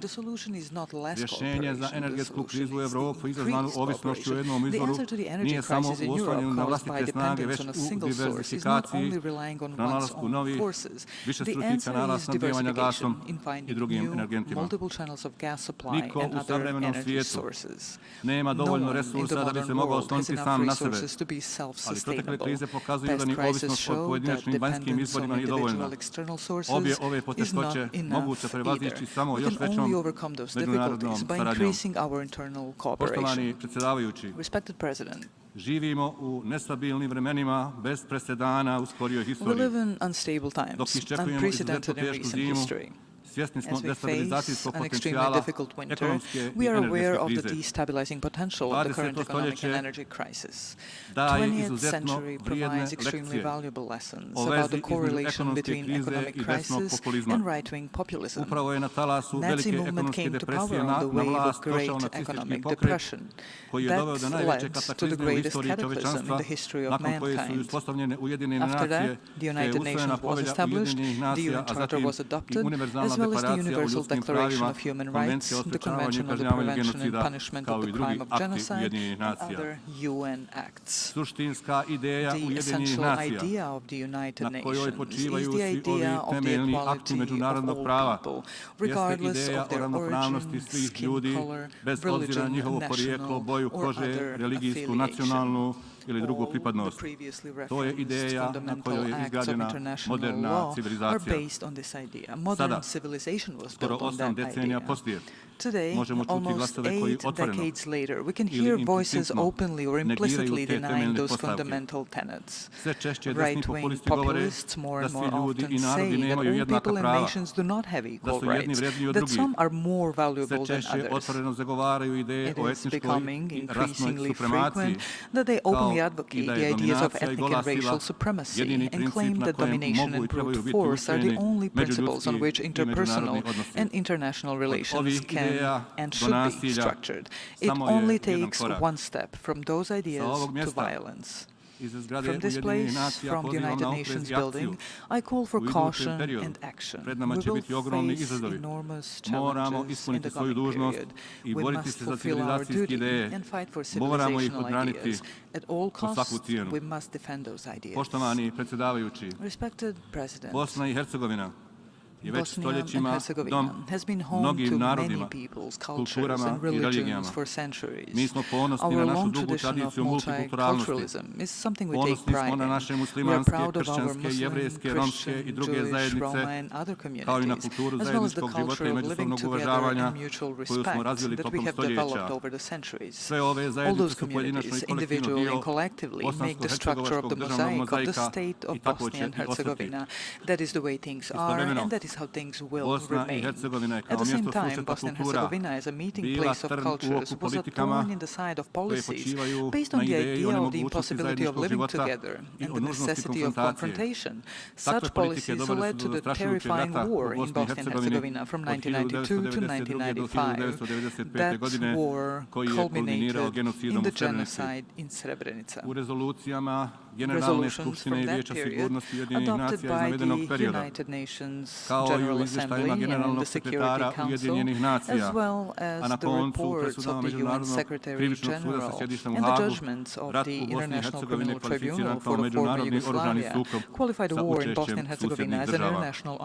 U presudama Haškog krivičnog tribunala zaključeno je da su vođeni udruženi zločinački pothvati s ciljem eliminacije pojedinih etničkih grupa sa dijelova teritorije Bosne i Hercegovine, kako bi u konačnici te teritorije bile pripojene susjednim of the territory of Bosnia and Herzegovina, so that those territories would ultimately be annexed to neighboring countries. This was the most serious violation of international general and humanitarian law.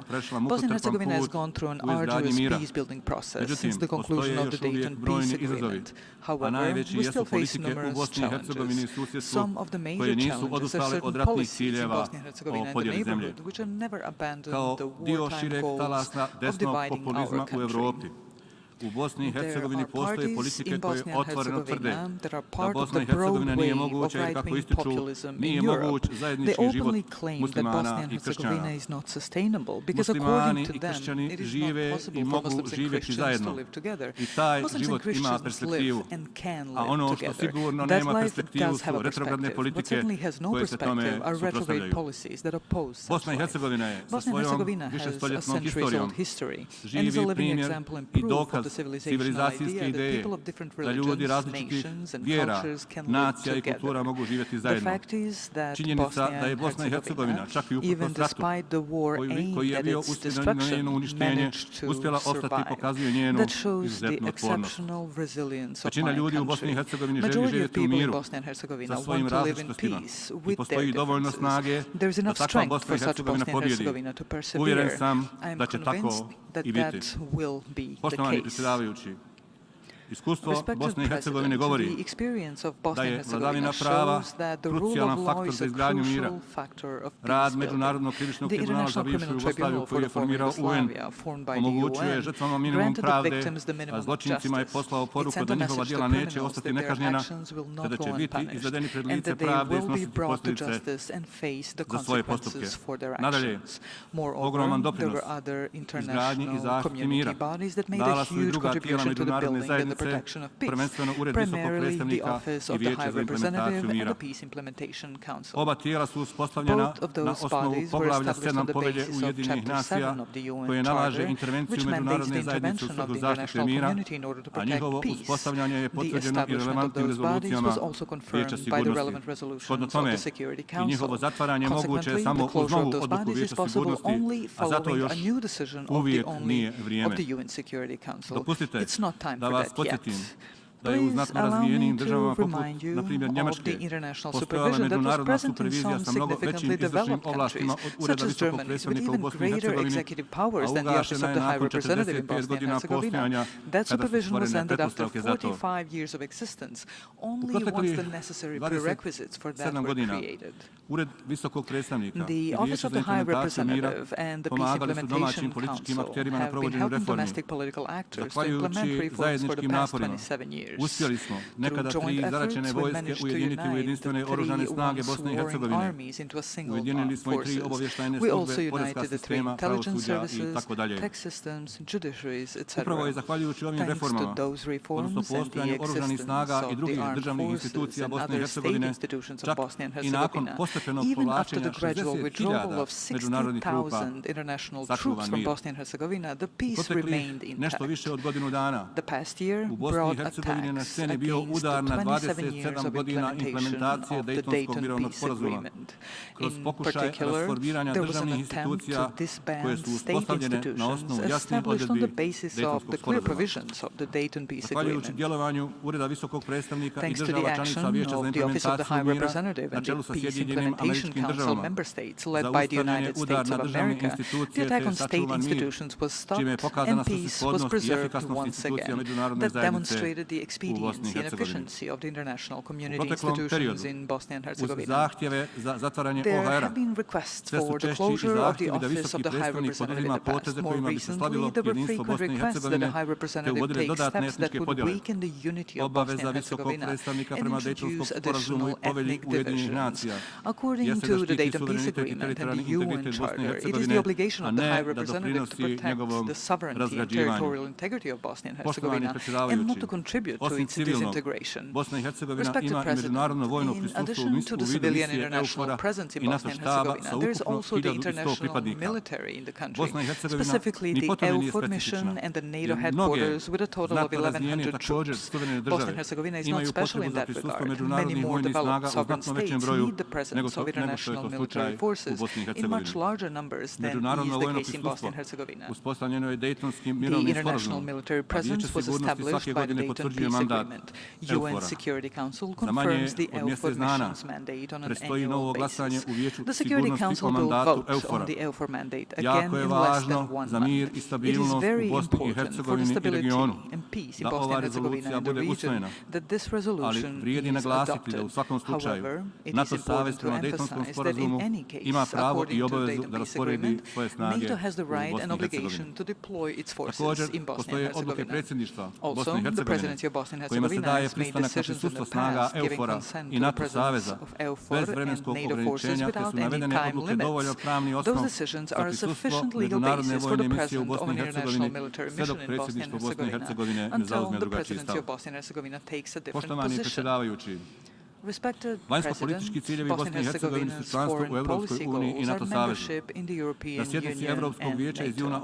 The June 2022 session of the European Council opened up the space for granting Bosnia and Herzegovina the status of a candidate for membership in the European Union if certain conditions are met. Bosnia and Herzegovina has recently made certain progress in terms of fulfilling the 14 priorities defined in the opinion of the European Commission on Bosnia and Herzegovina's application for EU membership. We fulfilled some of the said priorities in full and some partially. I'm pleased to say that in the past weeks we have continued meeting those priorities. I expect that we will all continue making even more progress after the general elections that will take place on October 2nd next month. I also expect Bosnia and Herzegovina to be granted the EU membership candidate status as soon as possible. Regarding our relations with NATO, Bosnia and Herzegovina is part of the membership action plan. In terms of reforms that NATO expects from us as an aspiring country, the presidency of Bosnia and Herzegovina adopted the reform program, which is our annual obligation. Respected President, regional cooperation is one of the foreign policy goals of Bosnia and Herzegovina. Bosnia and Herzegovina wants good relations with its neighbors, with mutual appreciation, respect, and also the principle of reciprocity. That is the only way to build relations with Bosnia and Herzegovina. Everyone in our region must understand that the geostrategic and geopolitical configuration of the region is completed. The path to security and prosperity is the path of mutual cooperation and solving the open issues in accordance with the principles of international law. We are all equal in the region. No one can dominate anyone else. We all need peace and stability. Poštovani predsjedavajući, Respected President, cijelom svijetu je the potreban mir i whole world stabilnost. needs peace and stability. Sve trenutne sporove u svijetu All treba current rješavati disputes na in the world principima should be međunarodnog resolved prava on the principles of i uz international učešće law with institucija involvement of the međunarodne international pravde. judicial institutions. Zato je jako That važno is why it is very osnažiti important to multilateralne strengthen mehanizme i multilateral institucije. mechanisms and U tom institutions. smislu Therefore, smatram I da se believe snaga i that the autoritet strength and Ujedinjenih authority nacija of the kao UN as a ključnog key multilateralnog multilateral mehanizma mechanism must mora be jačati. fortified. Hvala vam Thank na you pažnji. for your attention. On behalf of the Assembly, I wish to thank the Chair of the Presidency of Bosnia and Herzegovina for the statement just made, and I request the protocol to escort His Excellency. The Assembly, we are here, the address by His Excellency Chandrika Persad Santokhi, President of the Republic of Suriname. I request the protocol to escort His Excellency.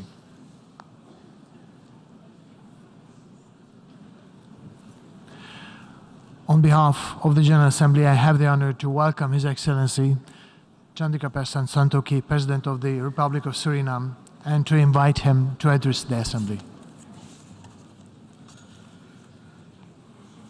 Good morning, President of the General Assembly, Xaba Korosi, Secretary General of the United Nations, Antonio Guterres, colleague heads of delegations, ladies and gentlemen. Mr. President, I congratulate you on your election to preside over the 76th 7th session of this august body, and I assure you of my country's full support during your presidency. Mr. President, at last year's general debate, I called on leaders to build a better world, a planet for those living today, but more so for those generations yet to come. So today, I would like to take you back to 1992, when Saffron Suzuki spoke at the United Nations Earth Summit in Rio de Janeiro.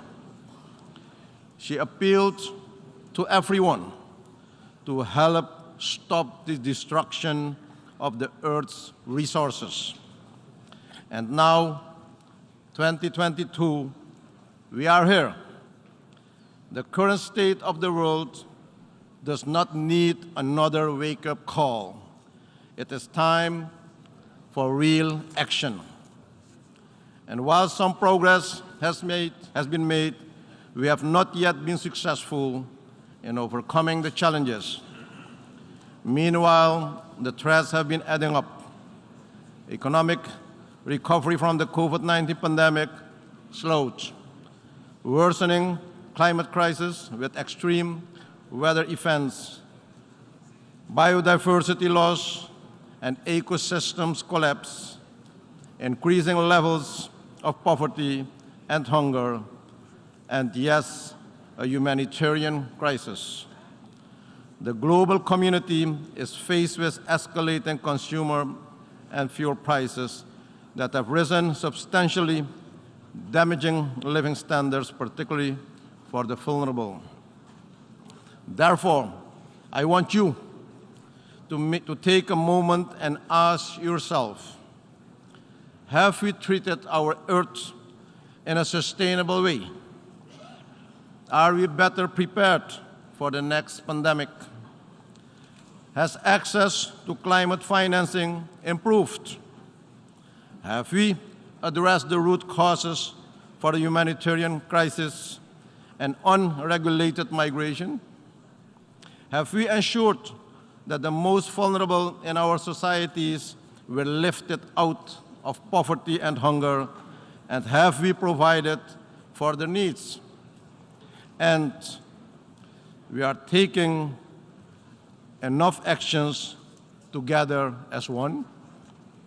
Mr. President, Secretary General, colleague heads, we all can conclude that we are not ready and have not taken all the necessary measures. And as leader of my country, Suriname, a small country, one of only 3 carbon-negative countries in the world, I appeal to you today, let us uphold our firm commitment to international principles and international law by all when addressing the global challenges and threats. Today, I urge the United Nations to exert its important role and place in defense of these principles through meaningful dialogue and constructive engagement as tools. These developments will take us further from our shared objectives in 2030 Agenda for Sustainable Development and the promise of leaving no one behind. Mr. President, no country is immune to the climate crisis. Over the past months, Suriname has been affected by excessive rainfall, resulting in floods in many parts of the country.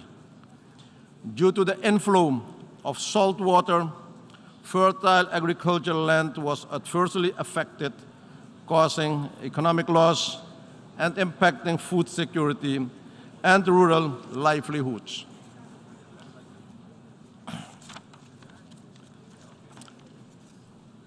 The Secretary General visited Suriname, and during his visit in July this year, he witnessed firsthand the impact climate change, particularly the climate change effect on the low-lying coastal states.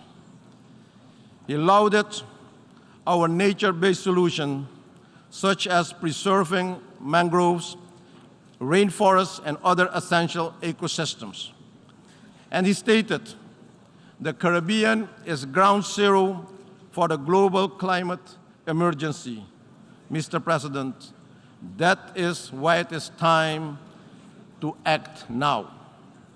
We have delivered the $100 billion commitment in climate finance for adaptation. As such, we call for support for a research agenda that will help the region understand the cost of climate change on sectors and economies. Scaling up the means of implementation, including finance, particularly adaptation finance, capacity building, and technology transfer, and not technology dumping. Scaling up finance for adaptation and for response to loss and damage, with prioritization for Caribbean SIDS to access grant and concessionary finance, including through bilateral channels in particular. The establishment of a loss and damage facility under the UN FCCC that would provide SIDS with resources to finance loss and damage resulting from climate change. In this regard, I express appreciation to the Secretary General of the United Nations for his efforts to make the Adaptation Fund more accessible to countries affected by climate change, his Adaptation Finance Initiative. Mr. President, finance is the backbone of sustainable development. The time has come, and the time is now, for a real reform of the global financial architecture, a reform that must take into consideration the unique and inherent vulnerabilities that hamper the ability of small and vulnerable economies to overcome economic, environmental, and social shocks. I therefore welcome the appointment of the high-level panel on multidimensional vulnerability index, and we look forward to finding solutions to address the obstacles to realizing the index, in particular the availability of reliable data. Mr. President, the political, economic, and humanitarian crisis in Haiti remains a great concern to the region and requires the attention of the international community. In my capacity as current CARICOM chair, I am committed to exerting all efforts for a dialogue with all stakeholders in Haiti aimed at safeguarding peace and security. It is of utmost importance that any support in resolving the situation in Haiti should be on the basis of a Haitian-supported and owned plan. Conflicts and violence are currently on the rise globally in all regions, which are leading to hostilities and displacements. These hostilities and mass displacements are causing people to face paralyzing levels of poverty and food insecurity. We as member states constituting the United Nations should take up our role in maintaining international peace and security. The achievement of sustainable development is inextricably linked to upholding democratic values, good governance, and respect for human rights. We must allow countries to develop sustainable economies without obstacles.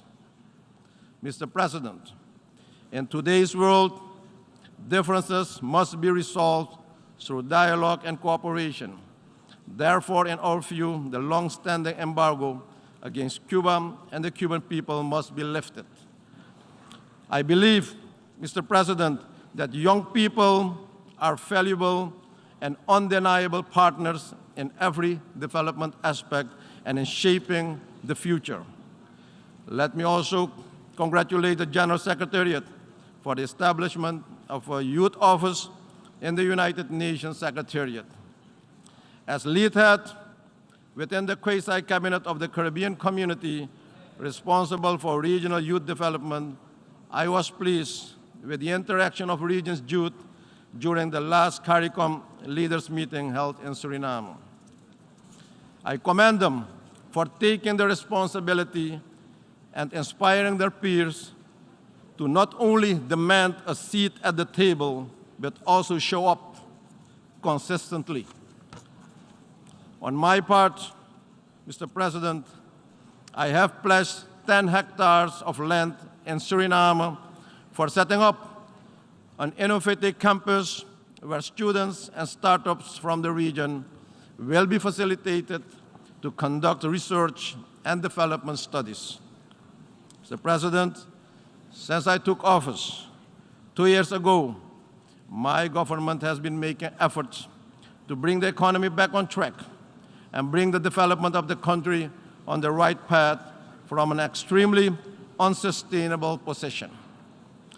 While a homegrown recovery plan, a 36-month extended fund facility of the IMF, and a national multi-year development plan are in implementation, my government continues to face economic challenges and capacity constraints due to external and unforeseen shocks. Based on the impact of several crises and the measure to reform the economy, the population is going through the hardship now. Therefore, international support in this regard is of utmost importance. Mr. President, to avoid further hardships and to bring some relief to the population, we have taken a decision to re-engage with the IMF to consider where the program can be adjusted to implement the program based on the current realities in the world and to minimize the social costs of this program. We appreciate bilateral and multilateral partners who have expressed solidarity and have provided valuable support to my country and people during these challenging times.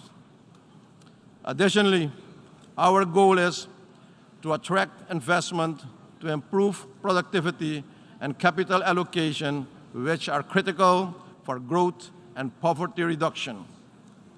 In conclusion, Mr. President, Secretary General, colleague heads, effective and consensus-based multilateralism is the only option for solving the interlocking challenges our world faces today. National solutions to resolve global problems have time and again proven to be ineffective and at times dangerous. Through global solutions with adapted local or national implementation, we should achieve the future we want. Mr. President, ladies and gentlemen, together we can, together we will, together we have, and together we are stronger. I thank you, and may God bless you all. Thank you.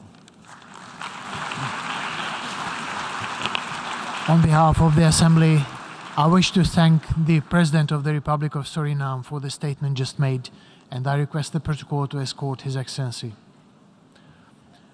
The Assembly will hear an address by His Excellency Joseph R. Biden, Jr., President of the United States of America. I request the protocol to escort His Excellency.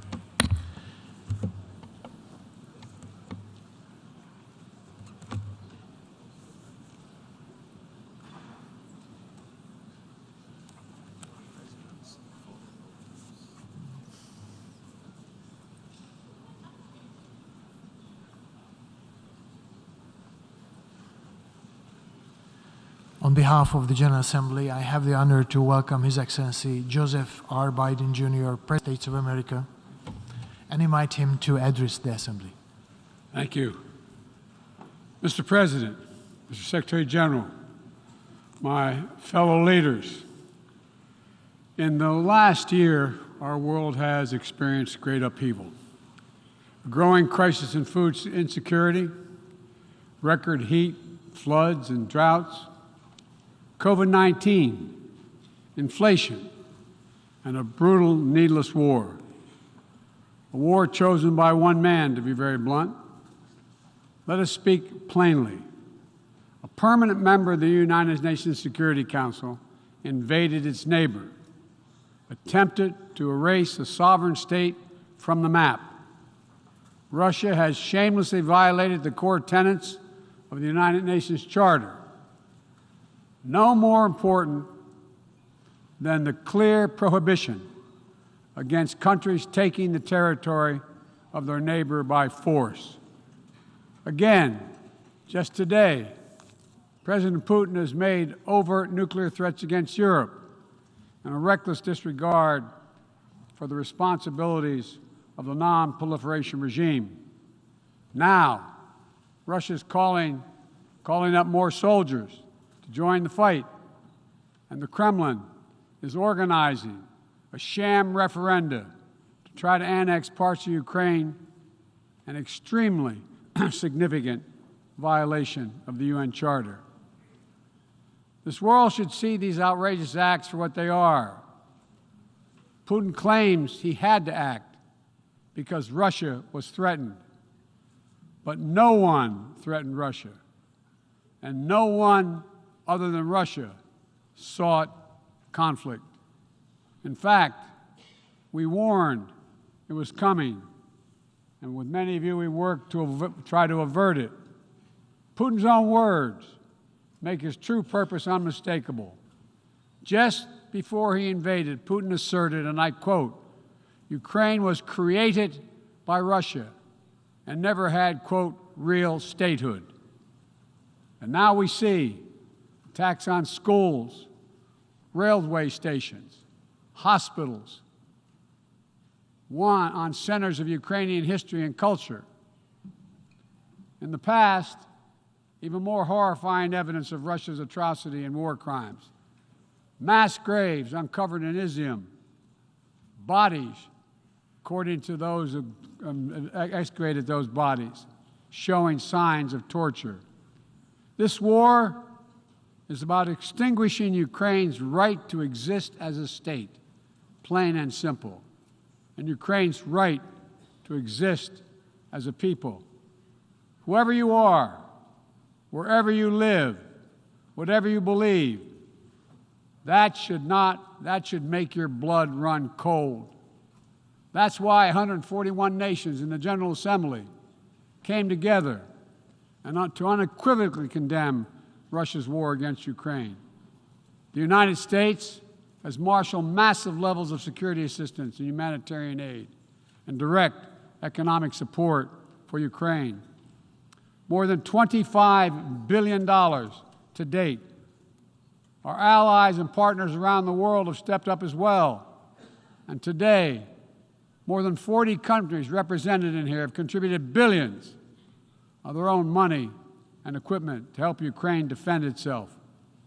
The United States is also working closely with our allies and partners to impose costs on Russia, to deter attacks against NATO territory, to hold Russia accountable for the atrocities and war crimes. Because if nations can pursue their imperial ambitions without consequences, then we put at risk everything this very institution stands for, everything. Every victory won on the battlefield belongs to the courageous Ukrainian soldiers. But this past year, the world was tested as well. And we did not hesitate. We chose liberty. We chose sovereignty. We chose principles to which every party to the United Nations Charter is beholding. We stood with Ukraine.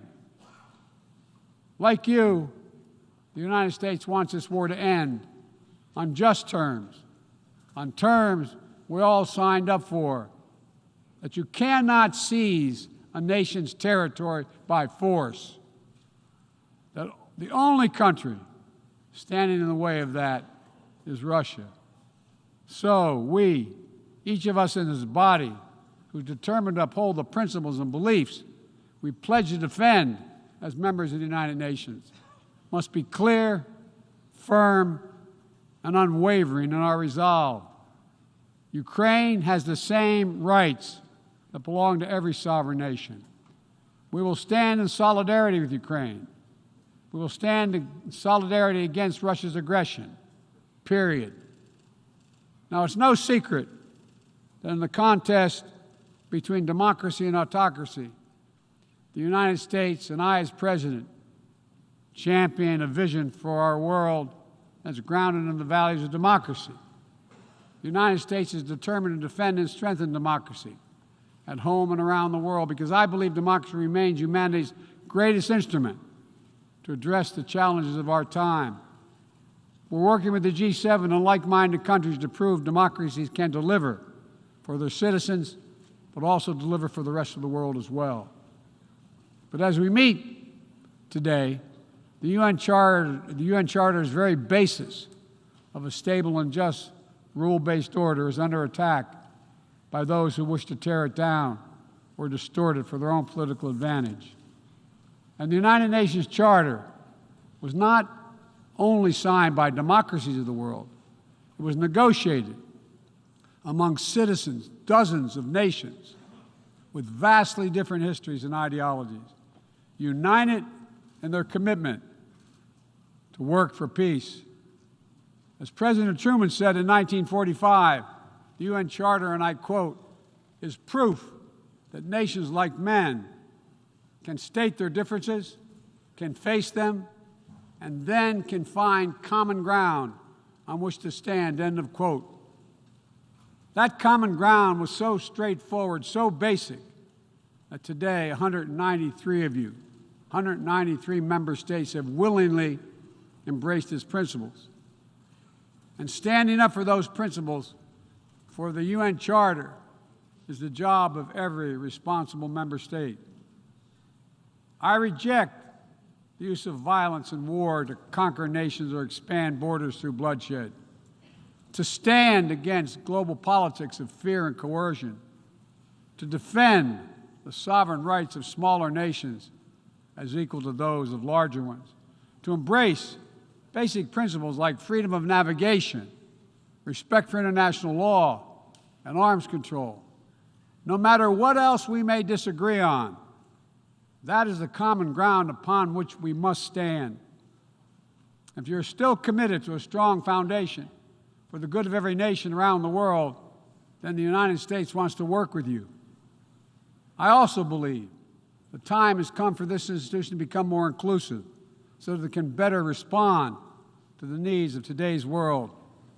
Members of the UN Security Council, including the United States, should consistently uphold and defend the UN Charter and refrain from the use of the veto, except in rare, extraordinary situations, to ensure that the Council remains credible and effective. That is also why the United States supports increasing the number of both permanent and non-permanent representatives of the Council. This includes permanent seats for those nations we have long supported and permanent seats for countries in Africa, Latin America, and the Caribbean. The United States is committed to this vital work. In every region, we've pursued new, constructive ways to work with partners to advance shared interests, from elevating the Quad in the Indo-Pacific to signing the Los Angeles Declaration of Migration and Protection at the Summit of the Americas, to joining a historic meeting of 9 Arab leaders to work toward a more peaceful, integrated Middle East, to hosting the U.S.-Africa Leaders Summit in this December. As I said last year, the United States is opening an era of relentless diplomacy to address the challenges that matter most to people's lives, all people's lives. Tackling climate crisis, as the previous speaker spoke to, strengthening global health security, feeding the world. We made that priority, and 1 year later we're keeping that promise. From the day I came to office, we've led with bold climate agenda. We've rejoined the Paris Agreement, convened the major climate summits, helped deliver critical agreements on the COP26. We helped get 2/3 of the world's GDP on track to limit warming to 1.5 degrees Celsius. And now, I've signed a historic piece of legislation here in the United States that includes the biggest, most important climate commitment we have ever made in the history of our country, $369 billion toward climate change. That includes tens of billions in new investments in offshore wind and solar, doubling down on zero-emission vehicles, increasing energy efficiency, supporting clean manufacturing. Our Department of Energy estimates that this new law will reduce U.S. emissions by 1 gigaton a year by 2030, while unleashing a new era of clean energy-powered economic growth. Our investments will also help reduce the cost of developing clean energy technologies worldwide, not just in the United States. This is a global game changer, and none too soon. We don't have much time. We all know we're already living in a climate crisis. No one seems to doubt it after this past year. Much of Pakistan is still underwater, needs help. Meanwhile, the Horn of Africa faces unprecedented drought. Families are facing impossible choices, choosing which child to feed and wondering whether they'll survive. This is the human cost of climate change, and it's growing, not lessening. So as I announced last year, to meet our global responsibility, my administration is working with our Congress to deliver more than $11 billion a year to international climate finance, to help lower-income countries implement their climate goals and ensure a just energy transition. The key part of that will be our PEPFAR plan, which will help 500 million people in especially vulnerable countries adapt to the impacts of climate change and build resilience. This need is enormous.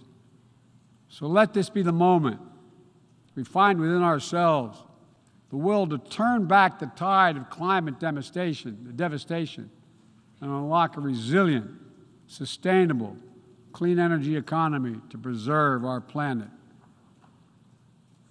On global health, we've delivered more than 620 million doses of COVID-19 vaccine to 116 countries around the world, with more available to help meet countries' needs. All free of charge, no strings attached, and we're working closely with the G20 and other countries in the United States to help lead the change to establish a groundbreaking new fund for pandemic prevention, preparedness, and response at the World Bank. At the same time, we've continued to advance the ball on enduring global health challenges.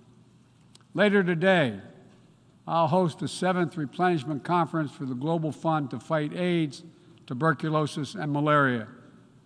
With bipartisan support in our Congress, I have pledged to contribute up to $6 billion to that effort. So I look forward to welcoming a historic round of pledges at the conference, resulting in one of the largest global health fundraisers ever held in all history. We're also taking down the food crisis head on, with as many as 193 million people around the world experience acute food insecurity, a jump of 40 million in a year.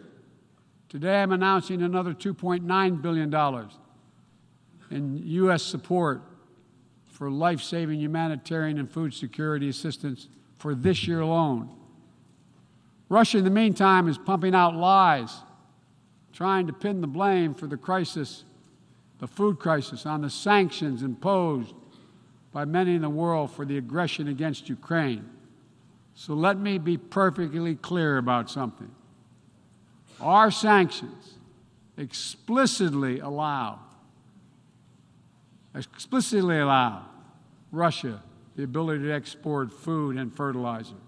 No limitation. It's Russia's war. that is worsening food insecurity, and only Russia can end it. I'm grateful for the work here at the UN, including your leadership, Mr. Secretary General, establishing a mechanism to export grain from Black Sea ports in Ukraine that Russia had blocked for months, and we need to make sure it's extended. We believe strongly in the need to feed the world.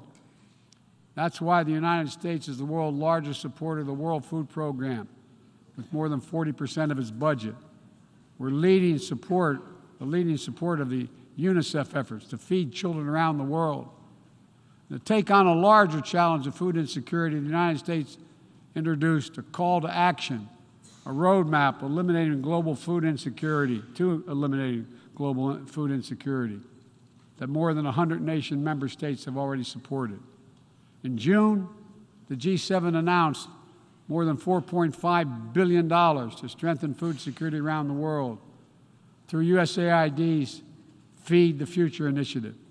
The United States is scaling up innovative ways to get drought and heat-resistant seeds into the hands of farmers who need them, while distributing fertilizer and improving fertilizer efficiency so that farmers can grow more while using less. And we're calling on all countries to refrain from banning food exports or hoarding grain while so many people are suffering. Because in every country in the world, no matter what else divides us, if parents cannot feed their children, nothing else matters. If parents cannot feed their children. As we look to the future, we're working with our partners to update and create rules of the road for new challenges we face in the 21st century. We launched the Trade and Technology Council with the European Union to ensure that key technologies are developed and governed in the way that benefits everyone. With our partner countries and through the UN, we're supporting and strengthening the norms of responsibility, responsible state behavior in cyberspace, and working to hold accountable those who use cyber attacks to threaten international peace and security. With partners in the Americas, Africa, Europe, and the Middle East, and the Indo-Pacific, we're working to build a new economic ecosystem where every nation gets a fair shot, and economic growth is resilient, sustainable, and shared. That's why the United States has championed a global minimum tax, and we will work to see it implemented so major corporations pay their fair share everywhere. It's also been the idea behind the Indo-Pacific Economic Framework, which the United States launched this year with 13 other Indo-Pacific economies. We're working with our partners in ASEAN and the Pacific Islands to support a vision for a critical Indo-Pacific region that is free and open, connected and prosperous, secure and resilient.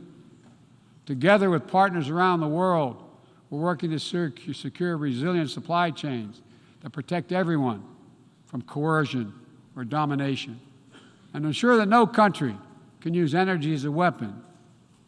And as Russia's war riles the global economy, we're also calling on major global creditors, including the non-Paris Club countries, to transparently negotiate debt forgiveness for lower-income countries, to forestall broader economic and political crisis around the world. Instead of infrastructure projects that generate huge and large debt without delivering on the promised advantages, let's meet the enormous infrastructure needs around the world with transparent investments, high-standard projects that protect the rights of workers and the environment, keyed to the needs of the communities they serve, not to the contributor. That's why the United States, together with fellow G7 partners, launched a Partnership for Global Infrastructure and Investment. We intend to collectively mobilize $600 billion in investment through this partnership by 2027. Dozens of projects are already underway. Industrial-scale vaccine manufacturing in Senegal, transformative solar projects in Angola, first-of-its-kind small modular nuclear power plant in Romania. These are investments that are going to deliver returns not just for those countries, but for everyone.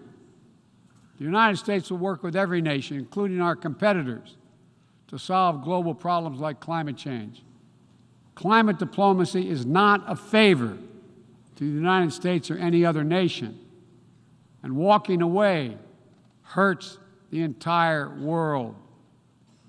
Let me be direct about the competition between the United States and China. As we manage shifting geopolitical trends, the United States will conduct itself as a reasonable leader. We do not seek conflict. We do not seek a Cold War. We do not ask any nation to choose between the United States or any other partner. But the United States will be unabashed in promoting our vision of a free, open, secure, and prosperous world and what we have to offer communities of nations.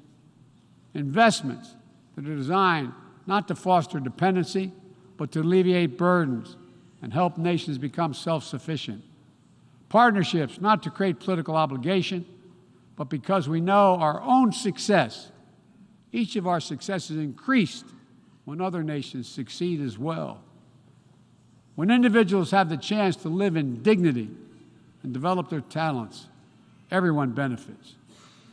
Critical to that is living up to the highest goals of this institution, increasing peace and security for everyone, everywhere.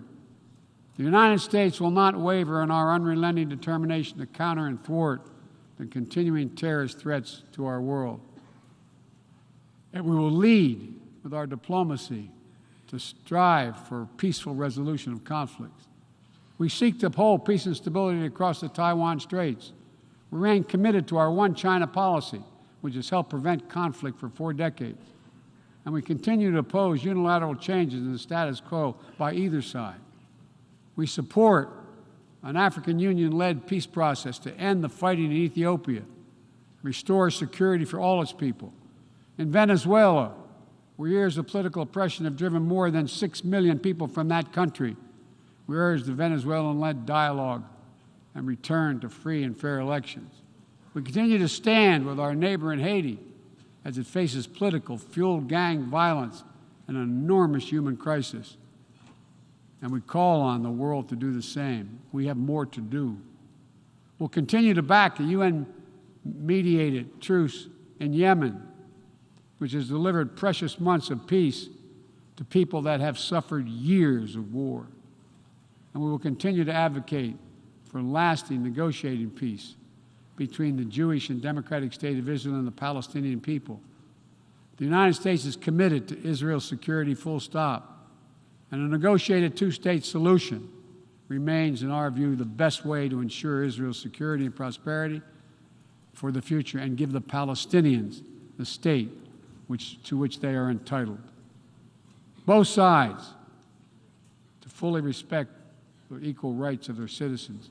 Both people enjoying equal measure of freedom and dignity. Let me also urge every nation to recommit to strengthening the nuclear non-proliferation regime through diplomacy. No matter what else is happening in the world, the United States is ready to pursue critical arms control measures. A nuclear war cannot be won and must never be fought. The 5 permanent members of the Security Council just reaffirmed that commitment in January. But today, we're seeing disturbing trends. Russia shunned the non-proliferation ideals embraced by every other nation at the 10th NPT Review Conference. And again today, as I said, they're making irresponsible nuclear threats to use nuclear weapons. China is conducting an unprecedented, concerning nuclear buildup without any transparency. Despite our efforts to begin serious and sustained diplomacy, the Democratic People's Republic of Korea continues to blatantly violate UN sanctions. And while the United States is prepared for a mutual return to the Joint Comprehensive Plan of Action if Iran steps up to its obligations, the United States is clear. We will not allow Iran to acquire a nuclear weapon. I continue to believe that diplomacy is the best way to achieve this outcome. The non-proliferation regime is one of the greatest successes of this institution. We cannot let the world now slide backwards, nor can we turn a blind eye to the erosion of human rights. Perhaps singular among this body's achievements stands the Universal Declaration of Human Rights, which is the standard by which our forebears challenged us to measure ourselves. They made clear in 1948, human rights are the basis for all that we seek to achieve. And yet today in 2022, fundamental freedoms are at risk in every part of our world. From the violations in Xinjiang, detailed recent reports by the Office of UN and U.S. reports detailing by the U.S. High Commissioner, to the horrible abuses against pro-democracy activists and ethnic minorities by the military regime in Burma, to the increased repression of women and girls by the Taliban in Afghanistan. And today, we stand with the brave citizens and the brave women of Iran who right now are demonstrating to secure their basic rights. But here's what I know.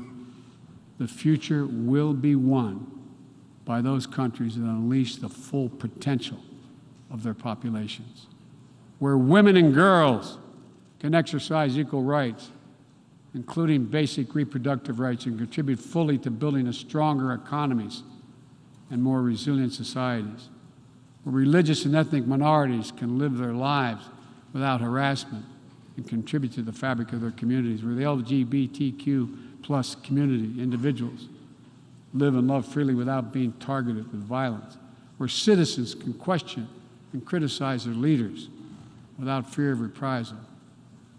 The United States will always promote human rights and the values enshrined in the UN Charter in our own country and around the world. Let me end with this. This institution, guided by the UN Charter and the Universal Declaration of Human Rights, is at its core an act of dauntless hope. Let me say that again. It's an act of dauntless hope. Think about the vision of those first delegates who undertook a seemingly impossible task while the world was still smoldering. Think about how divided the people of the world must have felt with the fresh grief of millions dead, the genocidal horrors of the Holocaust exposed. They had every right to believe only the worst of humanity. Instead, they reached for what was best in all of us, and they strove to build something better. Enduring peace, comity among nations, equal rights for every member of the human family, cooperation for the advancement of all humankind.